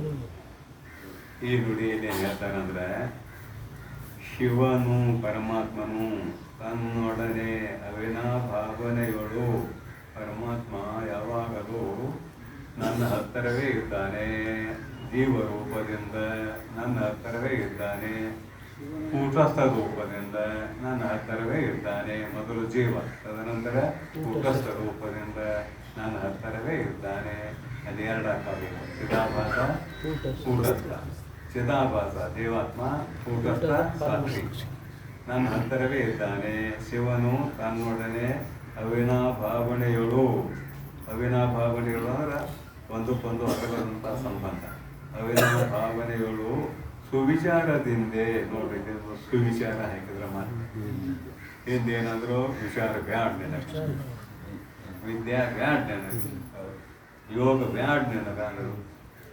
ಇಲ್ಲಿ ಮತ್ತೆ ಸಮೀಪ ಬಂದ ಮೇಲೆ, ಅವನು ಭಕ್ತನಾದ ಮೇಲೆ ಅವನಿಗೆ ಅಪೇಕ್ಷೆ ಉಂಟಾಯಿತು. ಏನಂತ, ಈ ಸಂಸಾರ ದುಃಖಮಯವಾಗಿದೆ, ಇದರಿಂದ ಬಿಡುಗಡೆ ಹೊಂದಬೇಕು ಅಂತ ಇಚ್ಛೆ ಉಂಟಾಯಿತು. ಆ ಇಚ್ಛೆ ಉಂಟಾದ್ಮೇಲೆ ಗಿರಾಕಿ ನಮ್ಮ ಕೈಗೆ ಸಿಕ್ತು ಅಂತ ಅರ್ಥ. ಕೈಗೆ ಸಿಕ್ಕ ಮೇಲೆ ಏನು ಹೇಳಬೇಕು ಅದನ್ನು ಹೇಳಬೇಕು. ಅದನ್ನು ಹೇಳಕ್ ಹೊಂಟಿದ್ದಾರೆ. ಸುವಿಚಾರದಿಂದೆ, ಸುಟ್ಟು ವಿಚಾರ ಸುವಿಚಾರದಿಂದೆ, ಆತ್ಮ ಅನಾತ್ಮ ವಿಚಾರದಿಂದೆ ಅದನ್ನೆಲ್ಲ ಆಗಲ್ಲ ಮಾಡಿಕೊಡ್ರಿ. ಜೀವಾತ್ಮ ಅಂದ್ರೆ ಯಾರು, ಪರಮಾತ್ಮ ಅಂದ್ರೆ ಏನು, ಪರಮಾತ್ಮ ಅಂದ್ರೆ ಯಾರು, ಜಗತ್ತ ಅಂದ್ರೆ ಏನು, ನಾ ಅಂದ್ರೆ ಯಾರು, ನೀ ಅಂದ್ರೆ ಯಾರು, ಇದು ಸುವಿಚಾರ. ಇಲ್ಲಿ ಆತ್ಮ ಯಾವುದು ಅನಾತ್ಮ ಯಾವುದು ಮೇನ್ ಪಾಯಿಂಟ್. ಇದು ಸುವಿಚಾರದಿಂದ ಕಾಣ್ಬಾರ್ದಂಗೆ, ಸುವಿಚಾರದಿಂದ ಕಾಣ್ಬಾರ್ದಂಗೆ ಅಂದ್ರೆ ಎಲ್ಲವೂ ಪರಮಾತ್ಮಮಯ ಅಂತ ಮೇಲೆ ಸಂಕ್ಷಿಪ್ತವಾಗಿ ಹೇಳಿದ್ರಲ್ಲ. ಸಿದ್ಧಾರ್ಥ ಭಾವನೆ ಕಂಡು ಸರ್ವ ಸಮತ್ವದಿಂದಿರಿ ಮುಕ್ತಿ ಅಂತ ಹೇಳಿದ್ರಲ್ಲ. ಎಲ್ಲದರಲ್ಲಿ ಪರಮಾತ್ಮನನ್ನೇ ಕಾಣುವುದು. ಅವನಿಗೆ ಏನಾಗ್ತದಂದ್ರೆ ಭವಬಂಧ ಒಳಿಗುಂ, ಅವನಿಗೆ ಸಂಸಾರದ ಬಾಧೆ ತಪ್ಪುತ್ತದೆ. ಅವನಿಗೆ ಸಂಸಾರದಲ್ಲಿದ್ದರೂ ಕೂಡ ಸಂಸಾರದ ಬಾಧೆ ಅವನಿಗೆ ಆಗೋದಿಲ್ಲ ಅಂತ ಹೇಳಿ ಉಳಿದವ್ರಿಗಂತಾರೆ ಅನ್ಯರಿಗೆ. ಅನ್ಯರಿಗೆ ಅಂದ್ರೆ ಪರಮಾತ್ಮನ ಕಡೆ ಲಕ್ಷ್ಯವೂ ಇಲ್ಲದವರಿಗೆ. ಮಾನವರಾಗಿ ಹುಟ್ಟಿದ ಮೇಲೆ ಕೇವಲ ಆಹಾರ, ನಿದ್ರಾ, ಭಯ, ಮೈಥುನ, ನಾಲ್ಕ, ಬೇರೆ ಏನೂ ಇಲ್ಲ. ಇವಾಗ ಕ್ಲಾಸಲ್ಲಿ ವ್ಯಾಖ್ಯಾನ ಆಗೈತೆ. ಆಹಾರ, ನಿದ್ರಾ, ಮೈಥುನ ಪಶುಗಳಿಗೂ ಮನುಷ್ಯರಿಗೂ ಸಮಾನ. ಊಟ ಮಾಡೋದು ಮತ್ತೇನಿಲ್ಲ, ಮಲ್ಗೋದು, ಹೇಳೋದು, 4 ಮಕ್ಕಳ ಮರಿ ಮಾಡೋದು, ಒಂದಿನ ಹೋಗೋದು, ಇಷ್ಟನ್ನ ಮಾಡಿದ್ರೆ ಮನುಷ್ಯನಿಗೂ ಪಶುವಿಗೂ ಏನು ವ್ಯತ್ಯಾಸ? ಅದಕ್ಕೆ ಅನ್ಯರಿಗೆ ಪರಮಾತ್ಮ ಇದ್ದಾನ ಅನ್ನೋದು ಗೊತ್ತಿಲ್ಲ, ಪರಮಾತ್ಮನಲ್ಲಿ ಭಕ್ತಿ ಮಾಡ್ಬೇಕು ಅನ್ನೋದು ಗೊತ್ತಿಲ್ಲ, ಗುರುಗಳಿದ್ದಾರೆ ಅನ್ನೋದು ಗೊತ್ತಿಲ್ಲ, ಗುರುಗಳ ಹತ್ತಿರ ಹೋಗ್ಬೇಕು ಅನ್ನೋದು ಗೊತ್ತಿಲ್ಲ. ಇಂಥವರಿಗೆ, ಅನ್ಯರಿಗೆ ಅಂದರೆ ಇಂಥವರಿಗೆ ಸಂಸಾರದ ಬಾಧೆ ಎಂದೂ ತಪ್ಪುವುದಿಲ್ಲ. ಸಂಸ್ಕೃತಿಯು ಎಂದೂ ಅನ್ಯರಿಗೆ ಸಂಸ್ಕೃತಿಯು ಎಂದು ಅವರನ್ನು ಸಂಸಾರದಲ್ಲೇ ಮುಳುಗೋದು, ಹೇಳೋದು, ಅದನ್ನು ಬಿಟ್ಟು ಬೇರೆ ಏನೂ ಇಲ್ಲ. ಪವನವೆನಿಪ ಪ್ರಮಾಣವು ಎಂದು ಹೇಳಿಸಿಕೊಳ್ಳುವ. ಪವನ ಶಬ್ದಕ್ಕೆ ಅರ್ಥ ಏನಂದ್ರೆ ಪ್ರಮಾಣ ಅಂತ ಇಲ್ಲಿ ಶಾಸ್ತ್ರದಲ್ಲಿ. ಪ್ರಮಾಣವೆನಿಪ ವೇದವು ಒರೆಗುವುದು, ವೇದವು ಹೇಳುತ್ತದೆ. ಅಂದ್ರೆ ಮನುಷ್ಯರಾಗಿ ಹುಟ್ಟಿದ ಮೇಲೆ ಪರಮಾತ್ಮನಲ್ಲಿ ಭಕ್ತಿಯುಳ್ಳವರಾಗಲೇಬೇಕು, ಗುರುಗಳನ್ನು ಮಾಡಿಕೊಳ್ಳಲೇಬೇಕು ಅಂತ ಇದರ ಅಭಿಪ್ರಾಯ. ಪರಮಾತ್ಮನ ಭಕ್ತಿ ಅಂತೂ ಸಂಕಟ ಬಂದಾಗ ಎಲ್ಲರೂ ಮಾಡತಾರೆ, ಇಲ್ಲಂತಲ್ಲ. ಸಂಕಟ ಬಂದಾಗ ಏನು ಅಂತಾರಲ್ಲ, ಗಾದಿ ಮಾಡ್ತಾರೆ. ಸಂಕಟ ಬಂದಾಗ ಎಡದಡಿಸಿದ ವೇಳೆಗಳು ಮೃಡನೆಂಬ ನೆನೆವರು. ವಚನಕಾರ ಅಂತಾರೆ, ಎಡಗಡಿಸಿದ ವೇಳೆಗಳು ಮೃಡನೆಂಬ ನೆನೆವು. ಕಷ್ಟ ಕೋಟರೆಗಳು ಬಂದಾಗ ಪರಮಾತ್ಮ ನಿಮ್ಮ ಧ್ಯಾನ ಮಾಡ್ತಾರೆ. ಎಲ್ಲರೂ ಮಾಡ್ತಾರಂತ. ಬಂದಿರುವ ಕಷ್ಟ ಕಂಟಕ ಬಯಲಾಗದೆ ಎಡಹಿಯೂ ಕಾಣರು ರಾಮನಾಥ. ಎಡಹಿಯೂ ಕಾಣರು ರಾಮನಾಥ. ನಮ್ಮ ಭಾರತದಾಗ ದೇವರು ಭಾಳ. ದಾರಿ ಪಕ್ಕದಾಗ ಒಂದು ಗುಂಡನ್ನು ಕಲ್ಲಿದ್ರೆ ದೇವರು ಆಗ್ತಾರೆ. ನೀವು ಸ್ವಲ್ಪ ಬರ್ತಾನೆ, ಕಂಟಕ ಬಯಲಾಯಿತು, ಮತ್ತೆಲ್ಲ ಸೌಕರ್ಯ ಸಿಕ್ತು, ಹೋಗ್ತಿದ್ದಂತ ಆ ದಾರ್ಯಾಗ ಪೂಜೆ ಮಾಡಿದ ಕಲ್ಲ ಎಳೆಯುದಂತ ನೋಡಲಿಲ್ಲ ಅಂತದ. ಎಡಹಿಯೂ ಕಾಣರು ರಾಮನಾಥ. ಸಂಕಟ ಬಂದಾಗಟ್ಟ ನಡೆಸವರು ಬರ್ತಾರಲ್ಲ, ಇದನ್ನ ನೆನಪು ಮಾಡ್ಲಿಕ್ಕೆ ಏನ್ ಕತೆ ಅಂದ್ರೆ ಪರಮಾತ್ಮ ನೆನಪು ಸಾಕಂದಿದ್ರಿಲ್ಲ. ಮತ್ತೆ ಕಷ್ಟ ಬಂದಾಗ ಅವನು ನಡೀತಾನಲ್ಲ, ಅವನು ಉದ್ಧಾರ ಮಾಡ್ತಾನೇನೋ ಪರಮಾತ್ಮ ಅಂದ್ರೆ ಇಲ್ಲ. ಅದು ಬೈಲಾಯ್ತಾನ ಮಾಡ್ತಾವ. ಎಡರಡಿಸಿದ ಬೇರೆಗಳು ಮೃಡನೆ ಮನೆಯವರು. ಇಲ್ಲಿ ಅನ್ಯರಿಗೆ ಸಂಸ್ಕೃತಿಯು ಎಂದು ಪವನ ವೆಣಿಪ ವೇದವು ಒರೆವುದು. ಈಗ ಮುಂದಿನ ವಾಕ್ಯ ತತ್ವಮಸಿ ವಾಕ್ಯ ಬರ್ತದ. ಯಾಕಂದ್ರೆ ಹೇಳಿದ್ನೆಲ್ಲ ಮ್ಯಾಲ ಆಗಮ ಅರಿಬೇಕು ಅಂದ್ರೆ ಶಾಸ್ತ್ರವನ್ನ ತಿಳಿಬೇಕು ಅಂತ ಹೇಳಿದ್ರು. ಅಷ್ಟಾದ್ಮೇಲೆ ತತ್ವಮಸಿ. ನಮ್ಗೆ ತತ್ವಮಸಿ ಆಕತೇನ, ಅವನು ದುಡಿಸಿ ಅವನ ಅಂತಃಕರಣ ಶುದ್ಧ ಆದ್ಮೇಲೆ ತತ್ವಮಸಿ ಆಕತಿ. ಅವ ಆ ಮಾರ್ಗದಲ್ಲಿ ದುಡಿದು ನಿಷ್ಕಾಮ ಕರ್ಮಾನುಷ್ಠಾನ ಮಾಡಿ ಚಿತ್ತ ಶುದ್ಧಿಯನ್ನು ಹೊಂದಿದಾಗ ಏನಾಗ್ತದೆ, ಈ ಸಂಸಾರ ದುಃಖಮಯವಾಗಿ ಕಾಣ್ಲಿಕ್ಕೆ ಆರಂಭ ಆಗ್ತದೆ. ಸಕಲ ಸೌಕರ್ಯ ಇದ್ದಾಗೂ ಕೂಡ ಸಂಸಾರ ದುಃಖಮಯವಾಗಿ ಕಾಣುವುದಕ್ಕೆ ಯಾವಾಗ ಆರಂಭ ಆಯಿತು, ಆವಾಗ ಗುರುಗಳ ಹತ್ತಿರ ಬರ್ತಾನೆ. ಅಪ್ಪ ಏನಿದ್ರು ಸುಖ ಇಲ್ಲ ಮಗ ಈ ಸಂಸಾರದಾಗ, ನಾ ಯಾಕಾದ್ರೆ ಮುಕ್ತ ಆಗ್ತೇನು ಹೇಳು ಅಂತ ಹೇಳಿದಾಗ ಶಾಸ್ತ್ರಾರಿ ಎಲ್ಲ ಬಂದು ಇಲ್ಲ ಮತ್ತೆ ನಿತ್ಯ ವಸ್ತು ವಿವೇಕ ಮೂತ್ರಾರ್ಥಕರ ಹೋದ ವಿರಾಗ ಸಮಾಧಿ ಷಟ್ ಸಂಪತ್ತಿ ಮುಕ್ಷತ್ವ ಇವನ್ನೆಲ್ಲ ನೀ ಅನುಷ್ಠಾನ ಮಾಡು, ಎಲ್ಲ ಗುಣಗಳನ್ನೆಲ್ಲಿ ಮೈಗೂಡಿಸಿಕೋ, ಅವಾಗ ನನಗೆ ಗೊತ್ತಾಗ್ತದ ಹೆಂಗ ಸಂಸಾರ ನಿನ್ನ ಬಿಟ್ಟು ಹೋಗ್ತದ ಅನ್ನೋದು ಅವಾಗ ನನಗೆ ಗೊತ್ತಾಗ್ತದ ಅಂತ ತತ್ವಮಸಿ ಮಹಾವಾಕ್ಯವಂತ ನಿಟ್ಟಿದ್ದಾರೆ ಗ್ರಂಥಕಾರರು. ಆ ತತ್ವಮಸಿ ಮಹಾವಾಕ್ಯದ ವಿಚಾರಣೆ ಮಾಡೋಣ ಅಂತ ಹೇಳುತ್ತಾ ಹಿಂದಿನ ಪ್ರವಚನಕ್ಕೆ ವಿಶ್ರಾಂತಿ. ಓಂ ತತ್ಸತ್ ಪರಬ್ರಹ್ಮಣೇ ನಮಃ.